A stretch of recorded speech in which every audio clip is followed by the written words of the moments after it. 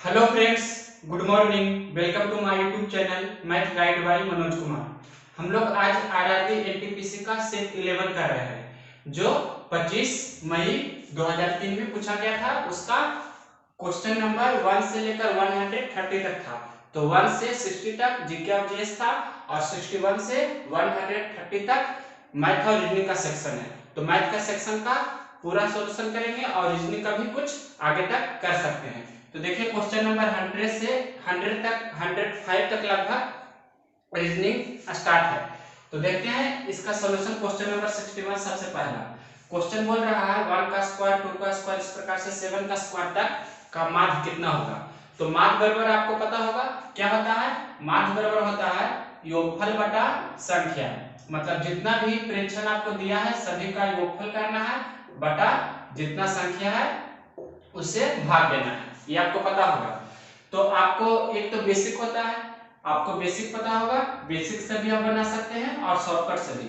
तो बेसिक से भी बना सकते हैं इस प्रकार से कि 1 का स्क्वायर प्लस 2 का स्क्वायर 3 का स्क्वायर इस प्रकार से करेंगे। 4 का स्क्वायर 5 का स्क्वायर 6 का स्क्वायर और 7 का स्क्वायर बटा टोटल कितना संख्या है 7 संख्या है तो बटा 7 करेंगे। और इसे एक बार और ब्रेक कर सकते हैं। यहां से बनाने के दो तरीका है। पहला एक ये भी अपना सकते हैं कि एक का स्क्वायर 1 हुआ 2 का स्क्वायर 4 3 का स्क्वायर 9 इस प्रकार से 16 25 36 और 49 ये आप जोड़ सकते हैं बटा 7। एक तरीका के लिए आप जानते हैं बुक में भी रहेगा। इसे आप जोड़ भी सकते हैं। 4 1 5 9 5 14 16 14 30 हो गया। 30 और 25 55 हो गया। 55 और 36 तो 55 में पहले 35 जोड़ देते हैं तो 55 5 कितना हो गया 60 और 30 90 91 91 और 49 जोड़ना है तो 91 9 100 हो जाता है और 40 8 तो 140 बटा 7 मतलब कितना हो गया 20। तो ये तो हो गया आपका 20 आंसर हो गया जो बेसिक मेथड हो गया। इसी का मेथड सेकंड देखिए ध्यान से क्या कर सकते हैं। हम एक फार्मूला जानते हैं योगफल बराबर इस प्रकार से समेशन n स्क्वायर बराबर n into n plus 1 into 2n plus 1 by 6 इसका यूज भी कर सकते हैं 1 से 7 तक सम निकालने के लिए। तो समेशन 7 का स्क्वायर हम निकाल सकते हैं मतलब 1 से लेकर 7 तक।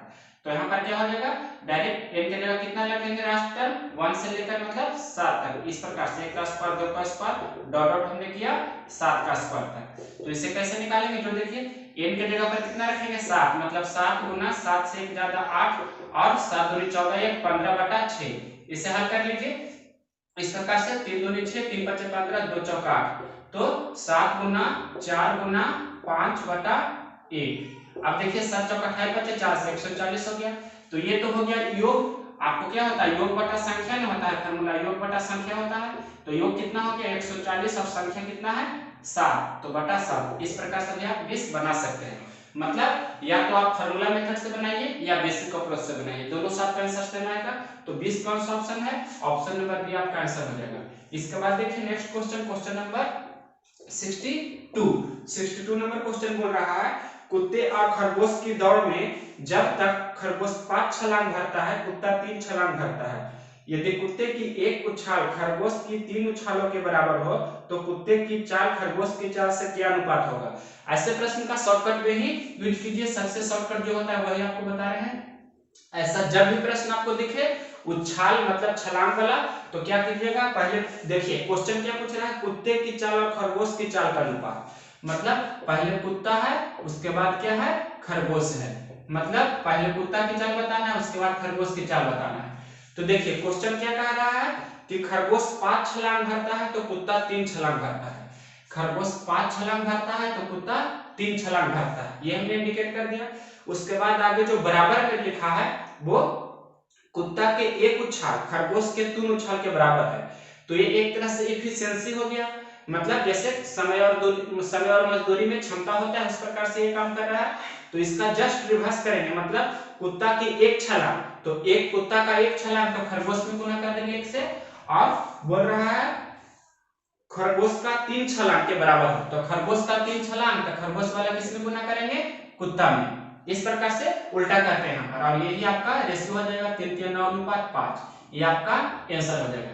ये सबसे शॉर्टकट वे होता है जो बराबर रहता है वो उल्टा करते हैं खरगोश वाला कुत्ता में कुत्ता वाला खरगोश में इस प्रकार से। तो 9 अनुपात 5 आपका ऑप्शन नंबर यहाँ पर भी बी आंसर हो गया। अब देखिए क्वेश्चन नंबर 63। क्वेश्चन नंबर 63 देखते हैं। किसी संख्या के, मान लीजिए कोई संख्या x है, तो x के क्या बोल रहा है, 2/5 के 1/3, 2/5 मतलब 2/5 के 1/3 मतलब 1/3, 2/5 के 1/3 का 1/4 कितना है, 15 है। तो उस संख्या का 40% कितना होगा। तो x का मान पहले निकाल सकते हैं यहाँ से। आप देखिए हल कीजिए इसे, तो 2 दूनी 4 इस प्रकार से हो गया, 5 या 15, 15 दूनी 30, ये 2 है, तो 15 दूनी 30 और 30 गुना 15, तो 30 गुना 15 कितना हो जाएगा, 30 गुना 15 हो जाएगा 450।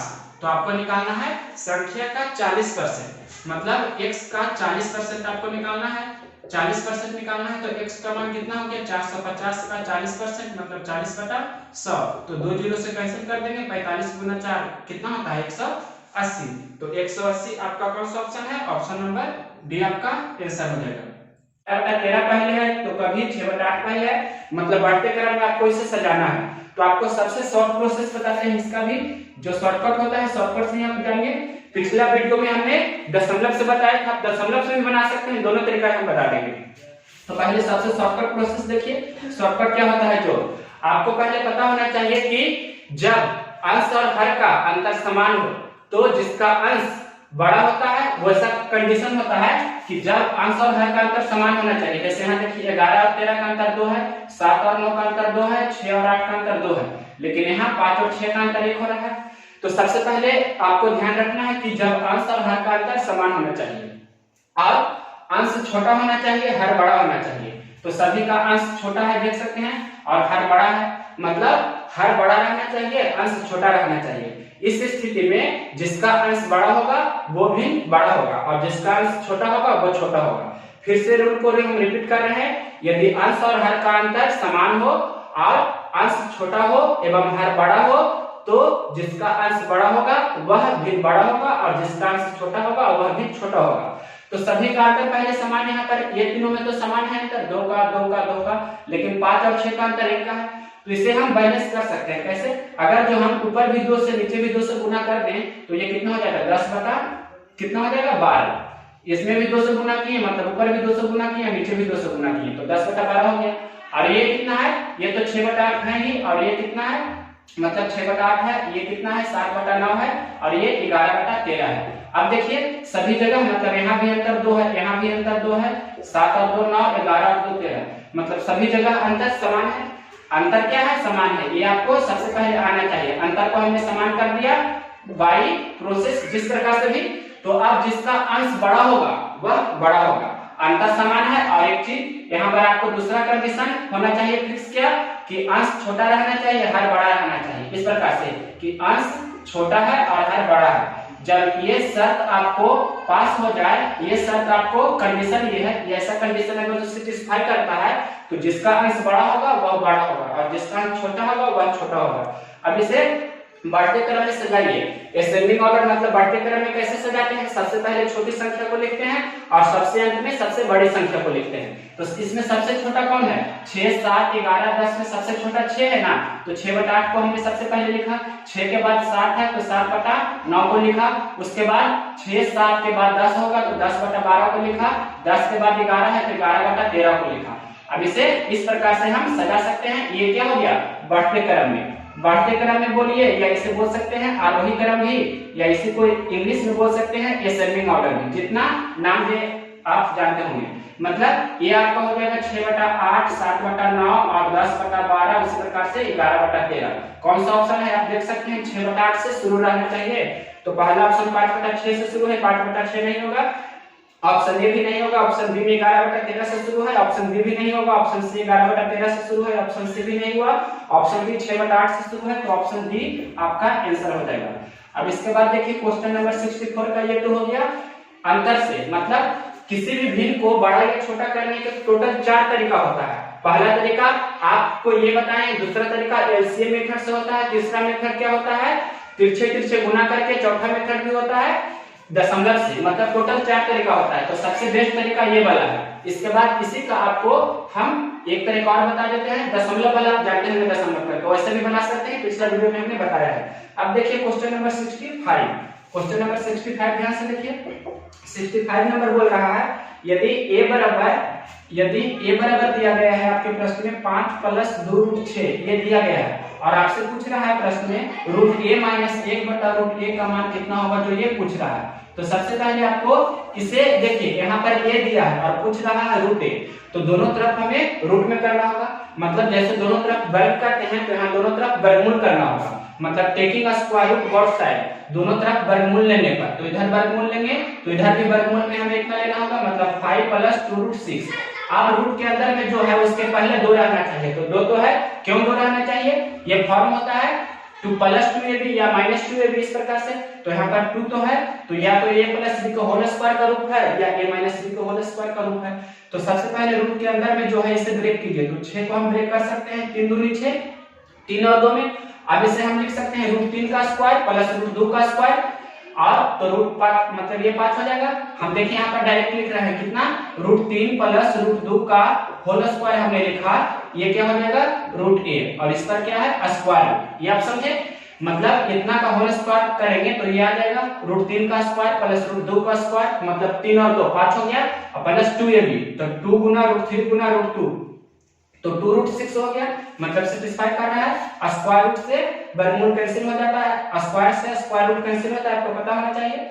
अब देखिए रूट a का मान कितना हो गया, रूट 3 प्लस रूट 2, तो आपको क्या निकालना है, आपको निकालना है 1 बटा रूट a का मान। तो 1 बटा रूट a मतलब 1 बटा कितना करेंगे, रूट 3 प्लस रूट 2। अब देखिए इसे रेशनलाइजेशन करेंगे, मतलब ऊपर रूट 3 माइनस 2 और नीचे भी रूट 3 माइनस 2 से गुना करेंगे, तो 1 बटा रूट a कितना हो जाएगा, डायरेक्ट हम लिख रहे हैं, आपको पता होगा कितना हो जाएगा, रूट 3 माइनस रूट 2। कैसे होगा जो भी बता देते हैं, ऊपर भी गुना करेंगे रूट 3 माइनस 2 से और नीचे भी गुना करेंगे फिर से रूट 3 माइनस रूट 2 से, मतलब रूट 3 प्लस रूट 2 तो ये तो था ही, और गुना किया है रूट 3 माइनस रूट 2 से। तो नीचे देखिए क्या हो जाएगा, रूट 3 का स्क्वायर मतलब a plus b into a minus b, a का स्क्वायर और माइनस b का स्क्वायर, रूट 3 का स्क्वायर 3 और रूट 2 का स्क्वायर 2, 3 में से 2 जाएगा तो 1 हो गया। तो कितना बटा 1 लिखे या नहीं लिखे, बात बराबर है। अब आपको इतना निकल कर आ गया, इसी से बनाना है। रूट a माइनस 1 बटा रूट a का मान पूछ रहा है, तो क्या करेंगे, दोनों को घटाना है। तो हम घटाएंगे तो क्या होगा, जो देखिए ध्यान से, घटाने पर यहाँ पर हो जाएगा LHS में रूट a फिर माइनस ये वाला कितना लिखेंगे 1 बटा रूट a, और घटाने पर आपको साइन पलट जाएगा, यहाँ पर प्लस है तो माइनस हो जाएगा, यहाँ माइनस है तो यहाँ प्लस हो जाएगा, plus root 3 minus root 3 cancel, 1 root 2 कितना हो जाएगा 2 रूट 2। तो रूट a माइनस 1 बटा रूट a का मान कितना चला आया 2 रूट 2। तो 2 रूट 2 कौन सा ऑप्शन में है, 2 रूट 2 ऑप्शन नंबर ए आपका आंसर हो जाएगा। अब नेक्स्ट क्वेश्चन देखते हैं, क्वेश्चन नंबर 65 के बाद 66, इसका डेसिमल फॉर्म में आप बना सकते हैं, पिछले वीडियो में हमने बताया है। आप देखिए क्वेश्चन नंबर 66, इसमें आपको a का मान निकालना है कि a का मान कितना होगा, जो क्वेश्चन दिया गया है स्क्रीन पर होगा। तो ऐसे प्रश्न को आप परिमेयकरण, इंग्लिश में रेशनलाइजेशन बोलते हैं, उससे बनाते हैं। तो देखिए यहाँ पर आपको सबसे पहले सिंप्लीफिकेशन इसका करना है। इसे सोल्व करने का सबसे बेस्ट तरीका है, आप यहाँ पर रूट 11 क्रॉस मल्टीप्लिकेशन करते हैं, मतलब रूट 11 गुना 1 रूट 11 होगा ना, उसके बाद माइनस रूट 9 गुना 1 रूट 9 होगा, और नीचे में रूट 9 गुना रूट 11 एलसीएम हो जाएगा, मतलब रूट 99 लिख सकते हैं, बटा, और नीचे में दूसरे प्रकार से होगा रूट 11 प्लस रूट 9 बटा रूट 99। ये हो गया, इतना आप समझते होंगे। रूट 99 से रूट 99 कैंसिल कर सकते हैं, मतलब यहाँ पर तो ये ऐसे ही लिखाएगा, मतलब 10 प्लस रूट अंडर 99 बटा a बराबर 1 बटा 2। अब ध्यान से देखिए ऊपर में रूट कितना लिखा गया है, रूट 11 बटा रूट 11 माइनस रूट 9 बटा रूट 11 प्लस रूट 9 ये लिखा गया है, ये प्लस है इतना, और फिर गुना कितना लिखा है 10 प्लस रूट 99 बटा a।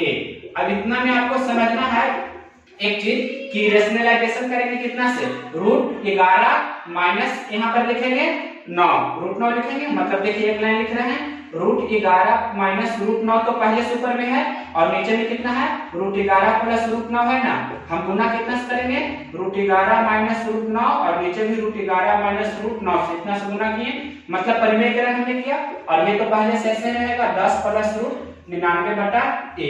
इसी प्रोसेस को आप कैलकुलेशन 1 में ही करते तो और छोटा हो जाता। तो यहाँ पर देखिए a माइनस b, तो a माइनस b का होल स्क्वायर हो गया, मतलब यहाँ पर लिख रहा है, मतलब रूट 11 माइनस रूट 9 कितना √11 माइनस √9 का होल स्क्वायर हो गया, और नीचे में क्या हो गया √11 प्लस √9 √11 माइनस √9, तो a plus B into A minus B, A square minus B square, जिसे आप बोल सकते हैं √11 का स्क्वायर और माइनस √9 का स्क्वायर। इसे लिखने के बाद यहाँ पर तो गुना में ऐसे ही रहेगा ना, ये गुना में कितना है 100 नहीं है 10 है, 10 प्लस √99 बटा कितना है a बराबर 1/2 हमने लिखा। अब इसके बाद नेक्स्ट स्टेप देखिए, नेक्स्ट स्टेप में आपको दिख रहा होगा इसका a माइनस बी का होल स्क्वायर में ब्रेक कर सकते हैं, या ऐसे ही इसे रहने दे सकते हैं, इसमें कुछ नहीं रखा लेकिन ब्रेक कर देते हैं। a माइनस बी का होल स्क्वायर में ब्रेक कीजिए तो √11 का स्क्वायर 11 होगा, plus a square plus b square होता है, √9 का स्क्वायर 9, फिर माइनस 2ab, तो माइनस 2 √11 गुना √9 तो √99 हो जाएगा इस प्रकार से, बटा √11 का स्क्वायर 11 और माइनस √9 का स्क्वायर 9, और इंटू कितना है 10 प्लस √99 बटा a इतना, और बराबर में कितना लिखा गया है 1/2। इसके बाद देखिए 11 9 कितना हो गया 20, 11 9 यहाँ पर हम लिख सकते हैं एक ही बार 20 माइनस 2 √99 बटा 11 में से 9 गया 2 इंटू इतना, इंटू क्या हो जाएगा 10 प्लस √99 बटा a, ये हो गया। अब यहाँ पर से आपको एक लाइन ध्यान से देखिए कि दोनों में 2 कॉमन ऊपर में है, तो 2 कॉमन ले लेंगे यहाँ पर, तो 2 इंटू 10 माइनस √99 हो जाएगा अपॉन 2, तो ये 2 से 2 कैंसिल हो जाएगा, इंटू 10 प्लस √99 अपॉन a। अब देखिए ध्यान से एक ही लाइन यहाँ पर बचा है a minus B into A plus B, मतलब 10 का square a square minus b square, मतलब √99 का स्क्वायर। बस हो गया क्वेश्चन में, कुछ नहीं रखा, इतना बटा a होगा, यहाँ पर 1 है तो 1 गुना a हो जाएगा बराबर 1/2। अब 10 का स्क्वायर कितना होता है 100 माइनस √99 का स्क्वायर 99, मतलब 100 माइनस 99 बटा a बराबर 1/2, फिर 100 में से 99 जाएगा तो 1 होगा, 1 बटा क्या हो जाएगा a, 1/a मतलब कितना 1/2, 1/a बराबर 1/2, तो क्रॉस मल्टीप्लिकेशन करेंगे तो क्या हो जाएगा a गुना a बराबर 1 गुना 2, तो 2, a का मान कितना हो गया 2, ये कौन सा ऑप्शन है, ऑप्शन नंबर ए आपका आंसर हो जाएगा। तो ये तो आपको पूरा डिटेल से बताए हैं, इसका शॉर्टकट देखिए, शॉर्टकट कितना आसान है, सबसे ये आपको बेसिक बताए थे। अब इसका शॉर्ट प्रोसेस देखिए, शॉर्ट प्रोसेस क्या कहता है, आपको इतना क्वेश्चन दिया गया है, क्या करना है डायरेक्ट √11 माइनस √9 किए, तो ये क्या हो गया √11 माइनस √9 हो गया, ये क्या हो जाएगा √11 प्लस √9 हो जाएगा, परिमेयकरण हम करेंगे तो √11 माइनस 9 का होल स्क्वायर हो जाएगा, तो √11 माइनस 9 का होल स्क्वायर खाली मन में आपको करना है, तो क्या हो जाएगा a square plus b square minus 2ab, तो √11 का स्क्वायर 11 प्लस √9 का स्क्वायर 9, 11 9 20 और माइनस 2√ab मतलब 2 √99, तो 20 माइनस 2 √99 और नीचे में √11 का स्क्वायर 11 √9 का स्क्वायर 9, तो 11 में से 9 जाएगा 2, तो ऊपर हो गया 20 माइनस 2 √99, नीचे हो गया 2, तो कॉमन ले लेंगे 2 ऊपर से, तो 10 प्लस कितना हो जाएगा 10 प्लस √99 ऊपर बचेगा, मतलब ये स्टेप के बारे में हम बात कर रहे थे, ऊपर से 2 हमने कॉमन ले लिया तो ये हमें प्राप्त हो जाएगा। तो अब यहाँ पर क्या है 10 प्लस √99, ऐसा भी आपको पता होना चाहिए, यहाँ 10 प्लस √99 है तो इसी का फॉर्म यहाँ होना चाहिए, और बटा a, बस इतना ही इसका शॉर्ट प्रोसेस है, ये हम हल करेंगे आंसर हो जाएगा, तो a प्लस बी इंटू यहाँ क्या हो जाएगा a माइनस बी होगा, ये क्या है a प्लस बी, देखिए यहाँ पर ब्रेक किए हैं तो क्या हो जाएगा a स्क्वायर, यहाँ पर माइनस होता है माइनस 2ab होता है, यहाँ पर माइनस रहेगा, माइनस कितना 10 माइनस √99, क्यों होता है क्योंकि 20 माइनस 2 √99 रहता है, तो 10 माइनस 2 √99 होगा, 2 कॉमन लेने पर। अब इसे a minus B into a plus B, तो 10 का स्क्वायर 100 और माइनस √99 का स्क्वायर 99 बटा a बराबर 1/2, तो यहाँ से 1 बटा a बराबर कितना हो गया 1/2, तो a का मान कितना क्रॉस मल्टीप्लिकेशन करने पर a का मान 2 आ गया। ये शॉर्ट प्रोसेस है, यहाँ पर 10 प्लस √99, तो यहाँ पर ऊपर में कितना होगा 10 माइनस √99, ऐसा सोच के। अब देखिए क्वेश्चन नंबर 67 नंबर क्वेश्चन बोल रहा है एक आयताकार पार्क की लंबाई व चौड़ाई क्रमशः 80 व 60 मीटर है, इसके मध्य में प्रत्येक 5 मीटर चौड़ाई वाले 2 मार्ग है, मतलब 2 रास्ता है, इस मार्ग में जोड़ने के लिए 50 बाई 50 सेंटीमीटर आकार के कितने पत्थरों की आवश्यकता होगी। तो देखिए क्वेश्चन पहले समझते हैं, एक आयताकार है जिसका लंबाई चौड़ाई आपको दिया गया है, लंबाई कितना है 80 और चौड़ाई कितना है 60, इसमें दो रास्ता है, एक लंबाई के समानांतर होगा रास्ता और दूसरा रास्ता क्या होगा, चौड़ाई के समानांतर। इस प्रकार से इसमें दो रास्ता है। तो ये जो रास्ता हुआ, इसी रास्ता में आपको क्या बिछाना है, पत्थर बिछाना है। तो इसी रास्ता में इस प्रकार से ऐसा ऐसा करके पत्थर बिछाना है हमें। तो एक पत्थर का आपको साइज दिया गया है, ये हमने क्या लिखा, पत्थर। पत्थर है जो स्क्वायर के साइज का है, 50 सेंटीमीटर बाई 50 सेंटीमीटर। इस प्रकार का, मतलब एक साइड 50 का है तो दूसरा साइड भी 50 का ही दिया है, मतलब एक तरह से स्क्वायर हो गया ये। या आप बोल सकते हैं आयत भी बोल सकते हैं, मतलब जिसमें लंबाई चौड़ाई दोनों समान है। तो कितने पत्थर की आवश्यकता होगी, मतलब पत्थरों की संख्या पूछ रहा है जो, मतलब ये जो रास्ता हुआ, इस रास्ता में कितना पत्थर बिछेगा जो आपसे पूछ रहा है। तो ऐसे प्रश्न को आपको बनाने आना चाहिए। जैसे देखिए बेसिक अप्रोच बताते हैं क्या होना चाहिए, लंबाई को हमने L मान लिया, चौड़ाई को हमने क्या मान लिया, B मान लिया, और रास्ता की चौड़ाई जो रहता है, यहाँ भी x यहाँ भी x, मतलब चौड़ाई क्या है सभी जगह रास्ता की, जो रास्ता है ये x मीटर का रास्ता है।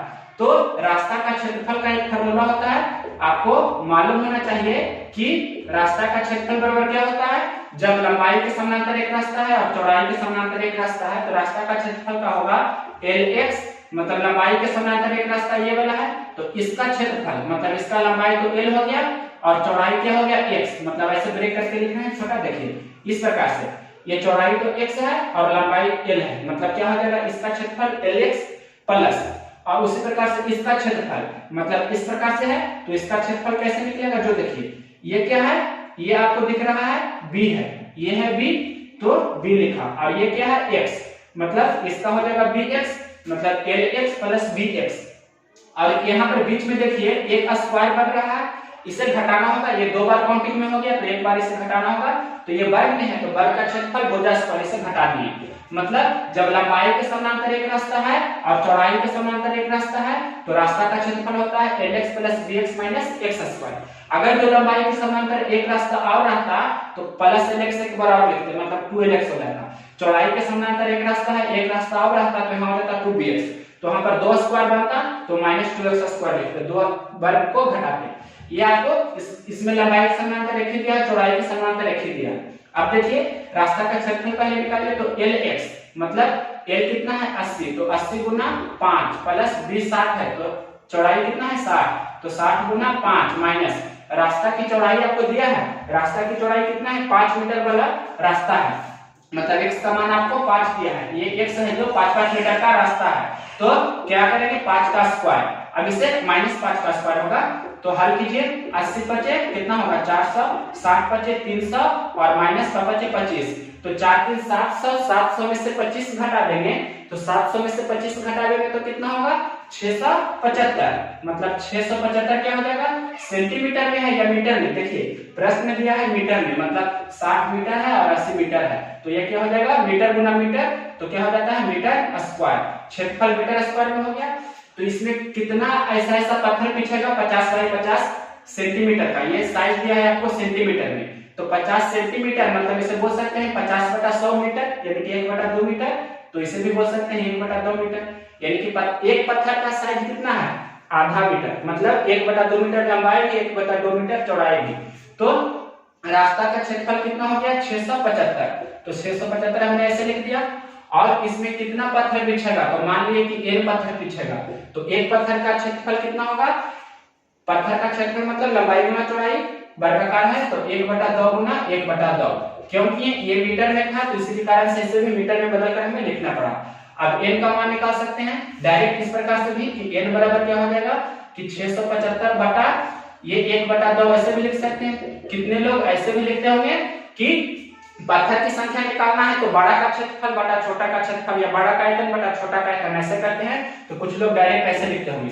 ये दोनों दो ऊपर जाएगा, मतलब 675 गुना 4 हो जाएगा, तो 675 गुना 4 कीजिए, आपका आंसर हो जाएगा 5 चौक 20, बाकी 2 7 चौक 28 2 30 और चौक 24 और 3 कितना हो जाएगा 7 चौक 28 2 30 हो गया, बाकी 3 6 चौक 24 और 3 27, मतलब टोटल 2700 पत्थर आपको बिछाना होगा इस रास्ता में।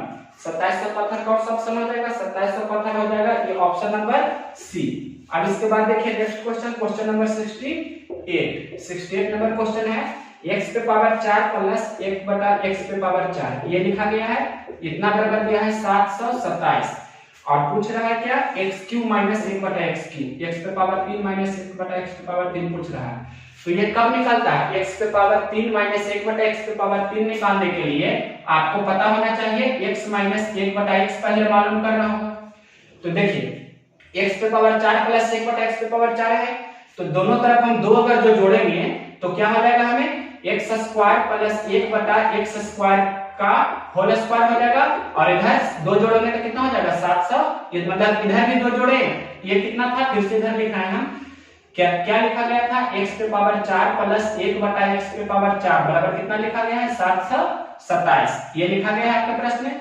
तो बना रहे हैं तो क्या करेंगे, दोनों तरफ सबसे पहले दो जोड़ेंगे और फिर क्या करेंगे, दोनों तरफ दो जोड़े हैं तो ये एक्स स्क्वायर प्लस एक बटा एक्स स्क्वायर का ये होल स्क्वायर है, तो इधर क्या 727 में दो जोड़ेंगे तो कितना हो जाएगा 729। अब स्क्वायर इस तरफ जाएगा तो क्या हो जाएगा स्क्वायर रूट हो जाएगा, 729 का वर्गमूल कितना होता है, 729 का वर्गमूल 27 होता है, इतना आप समझे। फिर एक बार दोनों तरफ दो जोड़ेंगे, मतलब इधर भी दो जोड़े हैं और इधर भी दो जोड़ेंगे, तो 27 और 2 29 हो जाएगा, 29 का वर्गमूल नहीं होता है, तो क्या करेंगे इधर भी दो घटाएंगे और इधर भी दो घटाएंगे, मतलब कभी दो जोड़े या कभी दो घटाएं, आपको ऐसा करना है। तो दोनों तरफ दो घटाएंगे, इधर क्या हो जाएगा x माइनस एक बटा एक्स का ये होल स्क्वायर है, और इधर 27 में से दो घटाएंगे तो 25 हो जाएगा। स्क्वायर इस तरफ गया, पहले तो 25 हो गया, इधर स्क्वायर था, स्क्वायर इस तरफ जाएगा तो क्या हो जाएगा रूट अंडर 25 मतलब 5, x माइनस एक बटा एक्स 5 हो गया, तो एक्स क्यू माइनस एक बटा एक्स क्यू कितना होगा, एक्स क्यू माइनस एक बटा एक्स क्यू आप जानते हैं 5 का क्यू प्लस 3 गुना 5, तो कितना हो जाएगा 125 प्लस 15 तो कितना हो जाएगा 140। ये कैसे किए हैं, x माइनस एक बटा एक्स, तो दोनों तरफ क्या करते हैं आपको पता होना चाहिए, ये आपको 140 आंसर हो गया, ऑप्शन नंबर कितना बी नंबर ऑप्शन आपका आंसर हो गया। अगर जो किसी को ये समझ में नहीं आया होगा कि x माइनस एक बटा एक्स 5 है तो एक्स क्यू माइनस एक बटा एक्स क्यू ऐसा कैसे हमने किया, तो एक फार्मूला होता है कि x माइनस एक बटा एक्स बराबर k, तो एक्स क्यू माइनस एक बटा एक्स क्यू क्या होता है k का क्यू प्लस 3 गुना k। ये कहां से आता है, जो भी आपको अलजेब्रा का बेसिक मेरा जो वीडियो है उसमें आप देख सकते हैं, ऐसा हमने बहुत बताया है कि x माइनस एक बटा एक्स बराबर अगर जो k है तो दोनों तरफ क्या करेंगे q करेंगे, और a माइनस बी का होल क्यू का फार्मूला आपको पता होना चाहिए, ए क्यू माइनस बी क्यू फिर प्लस माइनस 3ab होता है तो minus 3ab into A minus B होता है, ए माइनस बी लिखें और इधर k का क्यू तो पहले से है ही। अब देखिए ये तो कैंसिल हो जाएगा, x माइनस एक बटा एक्स का मान कितना है k है, तो यहाँ पर हम k रख सकते हैं। अब देखिए एक्स क्यू माइनस एक बटा एक्स क्यू इधर पहले से कितना है बराबर कुछ तरफ k का क्यू है, और माइनस 3k बराबर कुछ तरफ जाएगा तो प्लस 3k होगा, तो यही फार्मूला होता है कि जब x माइनस एक बटा एक्स k है तो एक्स क्यू माइनस एक बटा x Q k Q plus 3k, जैसे k के जगह पर 5 है तो 5 का क्यू प्लस 3 गुना 5 तो कितना हो गया 140। ये आपको बेसिक वीडियो जो अलजेब्रा का है उसमें देख सकते हैं। अब देखिए question number 69 number question basic question है, यदि 3 पे पावर x माइनस 3 पे पावर x माइनस 1 बराबर 18 हो तो x पे पावर x का मान क्या होगा। तो देखिए ऐसे प्रश्न को कैसे बनाते हैं, ये घातांक और करने का क्वेश्चन हो गया।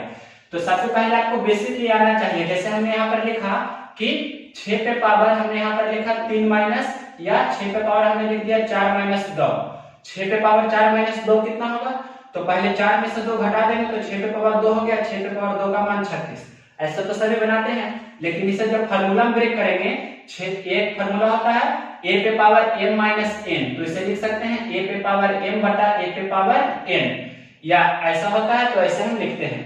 तो यहाँ पर 6 पे पावर 4 माइनस 2 लिखा गया है तो इसे हम लिख सकते हैं 6 पे पावर 4 बटा 6 पे पावर 2, 6 पे पावर 4 मतलब 6 गुना 6 4 बार लिखा गया है, और 6 पे पावर 2 मतलब 6 गुना 6 2 बार लिखा गया है, तो 2 6 ऊपर 2 6 नीचे कैंसिल हो जाएगा, तो 6 गुना 6 ऊपर बचा मतलब 6 6 36।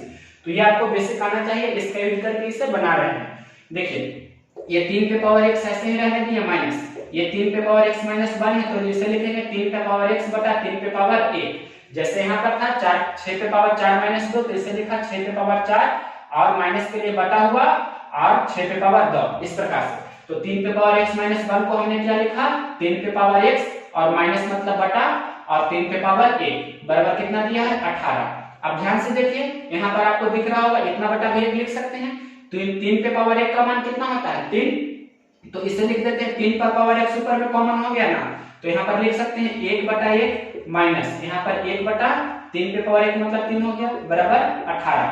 अब इसे हल कर दीजिए, 1/1 को 1 समझ सकते हैं, तो 1 माइनस 3 गुना 1, 3 में से 1 जाएगा 2/3 ये हो जाएगा, मतलब 3 पे पावर x गुना 2/3 बराबर कितना 18, 2 नमा 18 हो जाएगा, तो 9 किया 27, मतलब 3 पे पावर x बराबर 27, 27 को लिख सकते हैं 3 पे पावर 3। अब क्या हो गया 3 पे पावर x बराबर 3 पे पावर 3। अब एक रूल और होता है कि a पे पावर x बराबर a पे पावर y, मतलब जब आधार समान हो तो पावर भी समान होना चाहिए, ये रूल होता है। मतलब यहाँ से x का मान कितना आ गया, x का मान 3। अब क्वेश्चन आपसे क्या पूछ रहा था, क्वेश्चन था x पे पावर x, ये क्वेश्चन था, तो x का मान 3 आया, तो 3 पे पावर 3, 3 पे पावर 3 कितना होता है, 3 गुना 3 कितना 27, 27 कौन सा ऑप्शन है 27, ये आपका ऑप्शन नंबर सी हो जाएगा आंसर।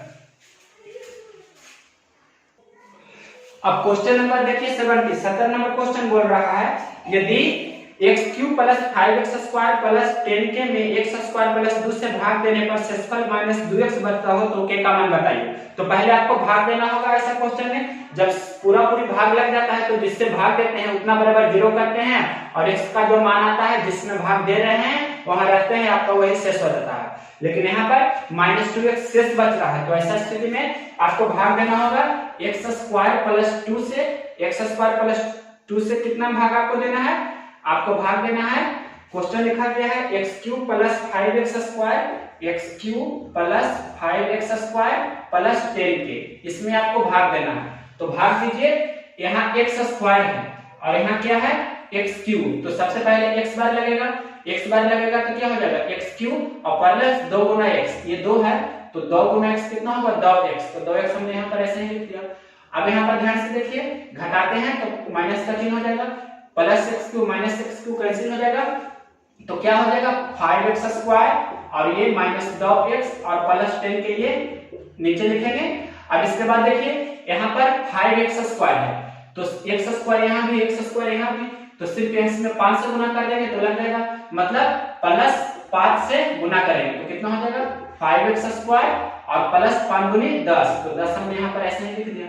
अब देखिए यहाँ पर आपको दिख रहा होगा साइन चेंज करेंगे तो प्लस तो माइनस, प्लस तो माइनस, तो ये तो कैंसिल हो जाएगा, तो बचा क्या माइनस 2x, ये माइनस 10 और प्लस 10 के, इतना बचा, यही आपका शेष हुआ।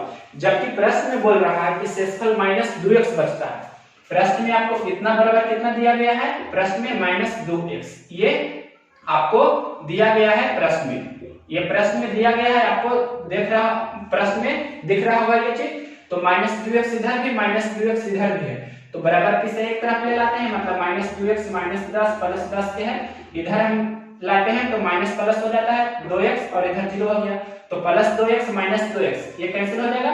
अब देखिए इधर तो 10 के है और माइनस 10 को उधर जाएगा तो प्लस 10 के हो गया, तो 10 के बराबर माइनस 10 उधर गया तो प्लस 10 हो गया, तो 10 के बराबर 10, तो 10 से 10 एक बार में कैंसिल हो जाएगा, तो k का मान 1 चलाया तो k का मान 1 हो जाएगा, ऑप्शन नंबर सी, ये आपका आंसर हो जाएगा क्वेश्चन नंबर 70 का। अब देखिए क्वेश्चन नंबर 71, 71 नंबर क्वेश्चन है 4x³ plus 3x square y minus 9xy square plus 2y³ एवं x square plus 6y minus 2y square का महत्तम समावर्तक मतलब HCF निकालना है। ये 4 ऑप्शन दिया गया है, तो ऐसे प्रश्न को आपको बाई ऑप्शन बनाना है। ऐसे प्रश्न को मतलब इसी क्वेश्चन को हम अपने HCF वाले वीडियो में बताए हुए हैं, तो कैसे बनाना है, ऐसे प्रश्न को बाई ऑप्शन में बनाना है।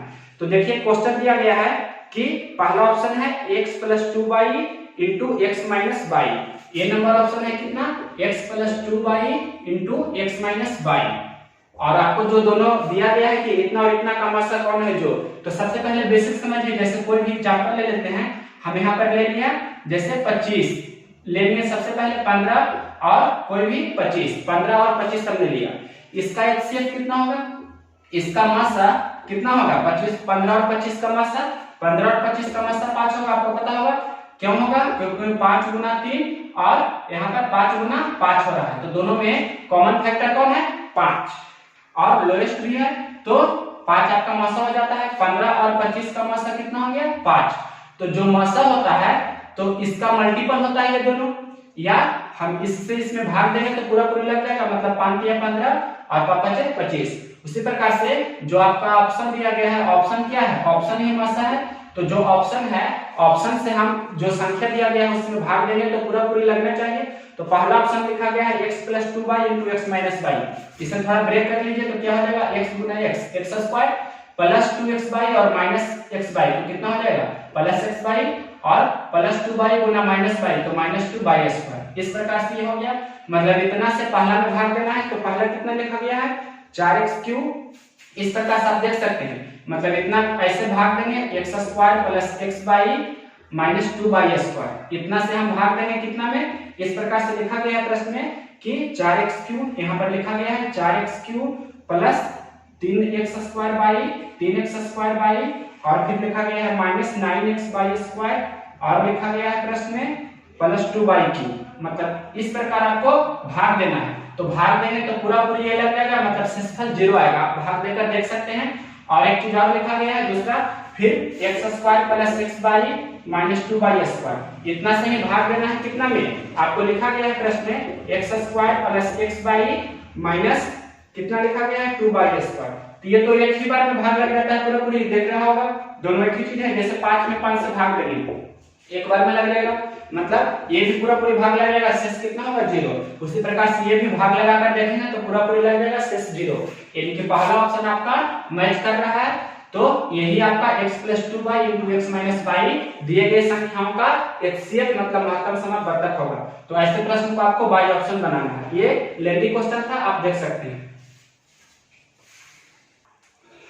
आप देखिए next question, question number 72। Question number 72 क्या बोल रहा है, ध्यान से देखिए। ये बोल रहा है यदि दो संख्या में से बड़ी संख्या के 3 गुने को छोटी संख्या से भाग दिया जाए तो भागफल व शेषफल प्रत्येक 6 है। यदि छोटी संख्या के 5 गुने को बड़ी संख्या से भाग दिया जाए तो भागफल व शेषफल 3 आता है। तो बड़ी संख्या बताइए। ऐसे प्रश्न को आपको बेसिक से ही बनाना होगा, इसका कोई शॉर्टकट नहीं है, या बाई ऑप्शन बना सकते हैं।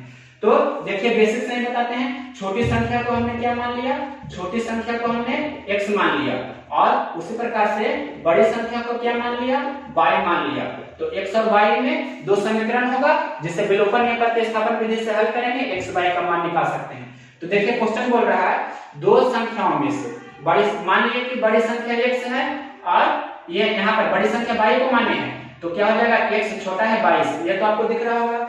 देखिए प्रश्न बोल रहा है यदि दो संख्याओं में से बड़ी संख्या के 3 गुने, तो बड़ी संख्या है y, तो y का 3 गुना कितना होगा, 3y। बड़ी संख्या का 3 गुना तो 3y। बोल रहा है बड़ी संख्या के 3 गुने को छोटी संख्या से भाग दिया जाए, मतलब इसको भाग देना है किससे, छोटी संख्या से, मतलब x से। जब इसे x से भाग देंगे तो भागफल व शेषफल प्रत्येक 6 है, मतलब भागफल भी 6 है और शेषफल भी 6 है। तो यहाँ से आप जानते हैं भाज्य बराबर भाजक गुना भागफल, भाजक गुना भागफल जोड़ शेष होता है, मतलब 3y बराबर लिख सकते हैं 6 गुना x + 6, यानी कि 3y बराबर क्या हो जाएगा, 6x + 6। ये एक इक्वेशन हो गया। यहाँ से ऐसे भी बना सकते हैं कि 6x और प्लस 3y को इधर लाएंगे तो -3y हो जाएगा, प्लस 6 को इधर लेकर जाएंगे तो -6। ये इक्वेशन फर्स्ट आपको प्राप्त हो गया। उसी प्रकार से नेक्स्ट क्वेश्चन बोल रहा है यदि छोटी संख्या के 5 गुने को, तो छोटी संख्या x है, इसका 5 गुना तो 5x हो जाएगा। छोटी संख्या के 5 गुने को बड़ी संख्या से भाग देने पर, बड़ी संख्या कितना है y से भाग देंगे छोटी संख्या के 5 गुना, तो x का 5 गुना 5x में बड़ी संख्या से भाग देना है, मतलब y से भाग देंगे तो भागफल 2 और शेषफल 3 आता है, भागफल 2 और शेषफल 3 आता है। इसे आपको लिखना है भाज्य बराबर भाजक गुना भागफल जोड़ शेष, मतलब 5x बराबर हो जाएगा y गुना 2 + 3। इसे हम लिख सकते हैं 5x - 2y बराबर 3। ये इक्वेशन 2 हो गया। अब दोनों को आपको सॉल्व करना है, विलोपन या प्रतिस्थापन जैसे चाहे बना सकते हैं। तो मान लिया कि हमें इसे x को y को बराबर करना है, तो यहाँ पर 2 है तो इसमें 2 से गुना कर देंगे, और इसमें 3 है तो इसमें 3 से गुना कर देंगे, और दोनों को घटाने पर कट जाएगा। तो इसमें हम 3 से गुना कर रहे हैं तो कितना हो जाएगा, जो देखिए 5 × 15x और -2 × 6y बराबर 3 × 9। इसमें 2 से गुना कीजिए तो 6 × 12x और माइनस कितना हो जाएगा, 3 × 6y बराबर -6 में कितना हो जाएगा 12, -12 हो गया। अब घटाएंगे तभी ये कैंसिल होगा, माइनस माइनस प्लस हो जाएगा, यहाँ में प्लस हो जाएगा। तो 15x में से 12x जाएगा तो 3x हो गया।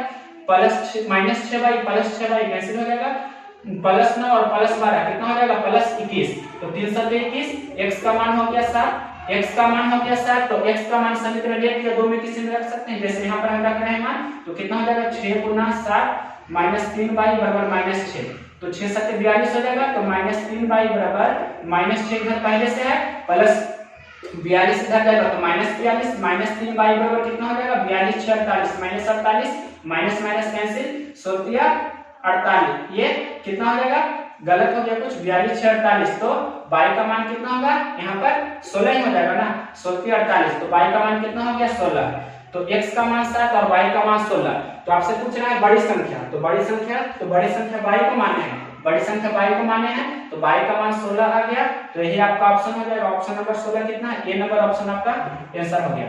अगर जो जांचना चाहे कि x का मान 7 और y का मान 16 लाए जो सही है कि नहीं, तो किसी एक इक्वेशन में दोनों को रखें, जैसे यहाँ पर 6x - 3y बराबर -6 है, x का मान रखेंगे कितना, x का मान आया 7, तो 6 × 7 और माइनस y का मान कितना है 16, तो 3 × 16, तो 6 7 42 42 -48, तो 42 में से 48 घटाएंगे तो -6 आ रहा है, मतलब आपका x का मान 7 भी सही है, y का मान 16 भी सही है, यानी कि छोटी संख्या 7 और बड़ी संख्या 16 का आंसर हो जाएगा। नेक्स्ट क्वेश्चन देखते हैं, क्वेश्चन नंबर 73। अब नेक्स्ट क्वेश्चन देखिए, क्वेश्चन नंबर 73 बोल रहा है यदि x² + x + 1 बराबर 0 समीकरण के मूल अल्फा, बीटा हो तो अल्फा के पावर 4, आपको पूछ रहा है अल्फा के पावर 4 प्लस बीटा के पावर 4 का मान कितना होगा, जो समीकरण दिया है x² + x + 1 बराबर 0 के दोनों मूल है अल्फा और बीटा, तो आप जानते हैं मूलों का योग निकालना, मतलब सम ऑफ रूट्स = -b/a, मतलब अल्फा प्लस बीटा बराबर क्या होता है -b/a, और आपको यहाँ पर से a का मान कितना दिख रहा है 1, b का मान 1, c का मान भी 1, ये आप किसका रूप होता है x² + bx + c बराबर 0, इससे हम कंपेयर करके a का मान 1 लाए हैं, मतलब 1x² इसे लिख सकते थे, इसे 1x लिख सकते थे, a के जगह पर 1 है तो a बराबर 1 लिखा, b के जगह पर 1 है तो b का मान हमने 1 लिखा, c के जगह पर कितना है 1 है तो c का मान 1 लिखा। अल्फा प्लस बीटा -b/a होता है, तो -b का मान 1 है, a का मान 1 है, -1/1 मतलब -1, तो अल्फा प्लस बीटा का मान कितना हो गया -1। अब अल्फा गुने बीटा क्या होता है आप जानते हैं c/a, तो c का मान कितना है 1 और a का मान भी 1, 1/1 मतलब 1, तो अल्फा प्लस बीटा -1, अल्फा गुने बीटा 1। अब आपको पूछ रहा है अल्फा के पावर 4 प्लस बीटा के पावर 4, तो आप पहले ये बताइए कि एक घात से दो घात आता है कब, जब स्क्वायर करते हैं, तो दो घात वाला का स्क्वायर करेंगे तब 4 घात वाला आएगा, मतलब पहले अल्फा स्क्वायर प्लस बीटा का स्क्वायर, इसका स्क्वायर करेंगे तभी ये हमें मिलेगा a स्क्वायर, मतलब इसका पावर 4 प्लस b स्क्वायर मतलब बीटा के पावर 4 प्लस 2ab मतलब 2 × अल्फा का स्क्वायर × बीटा स्क्वायर। अब देखिए आपको इसका मान पूछ रहा है, तो पहले alpha square plus beta square का मान यहाँ रखना होगा ना, तो alpha square plus beta square कैसे निकालेंगे, मतलब इसका स्क्वायर करना होगा, तो रफ में इधर इसका स्क्वायर करेंगे, मतलब अल्फा प्लस बीटा बराबर आपको दिया है -1, या आप यहाँ पर से इक्वेशन जो दिया था समीकरण इससे निकाले हैं कि अल्फा प्लस बीटा मूलों का योग कितना हुआ -1, तो दोनों तरफ क्या किया हमने स्क्वायर किया, तो a² + b² + 2ab मतलब 2 अल्फा बीटा बराबर कितना हो जाएगा -1 का स्क्वायर, तो +1 होगा। अब इसके बाद देखिए आपके प्रश्न में दिया गया है alpha square plus beta square पूछ रहा है यहाँ पर, तो इसे हमने ऐसे ही रहने दिया, और ये आपको दिया गया है अल्फा गुने बीटा का मान कितना है 1, अल्फा गुना बीटा 1/1 मतलब 1 है, तो यहाँ पर 2 × 1 लिख सकते हैं बराबर +1।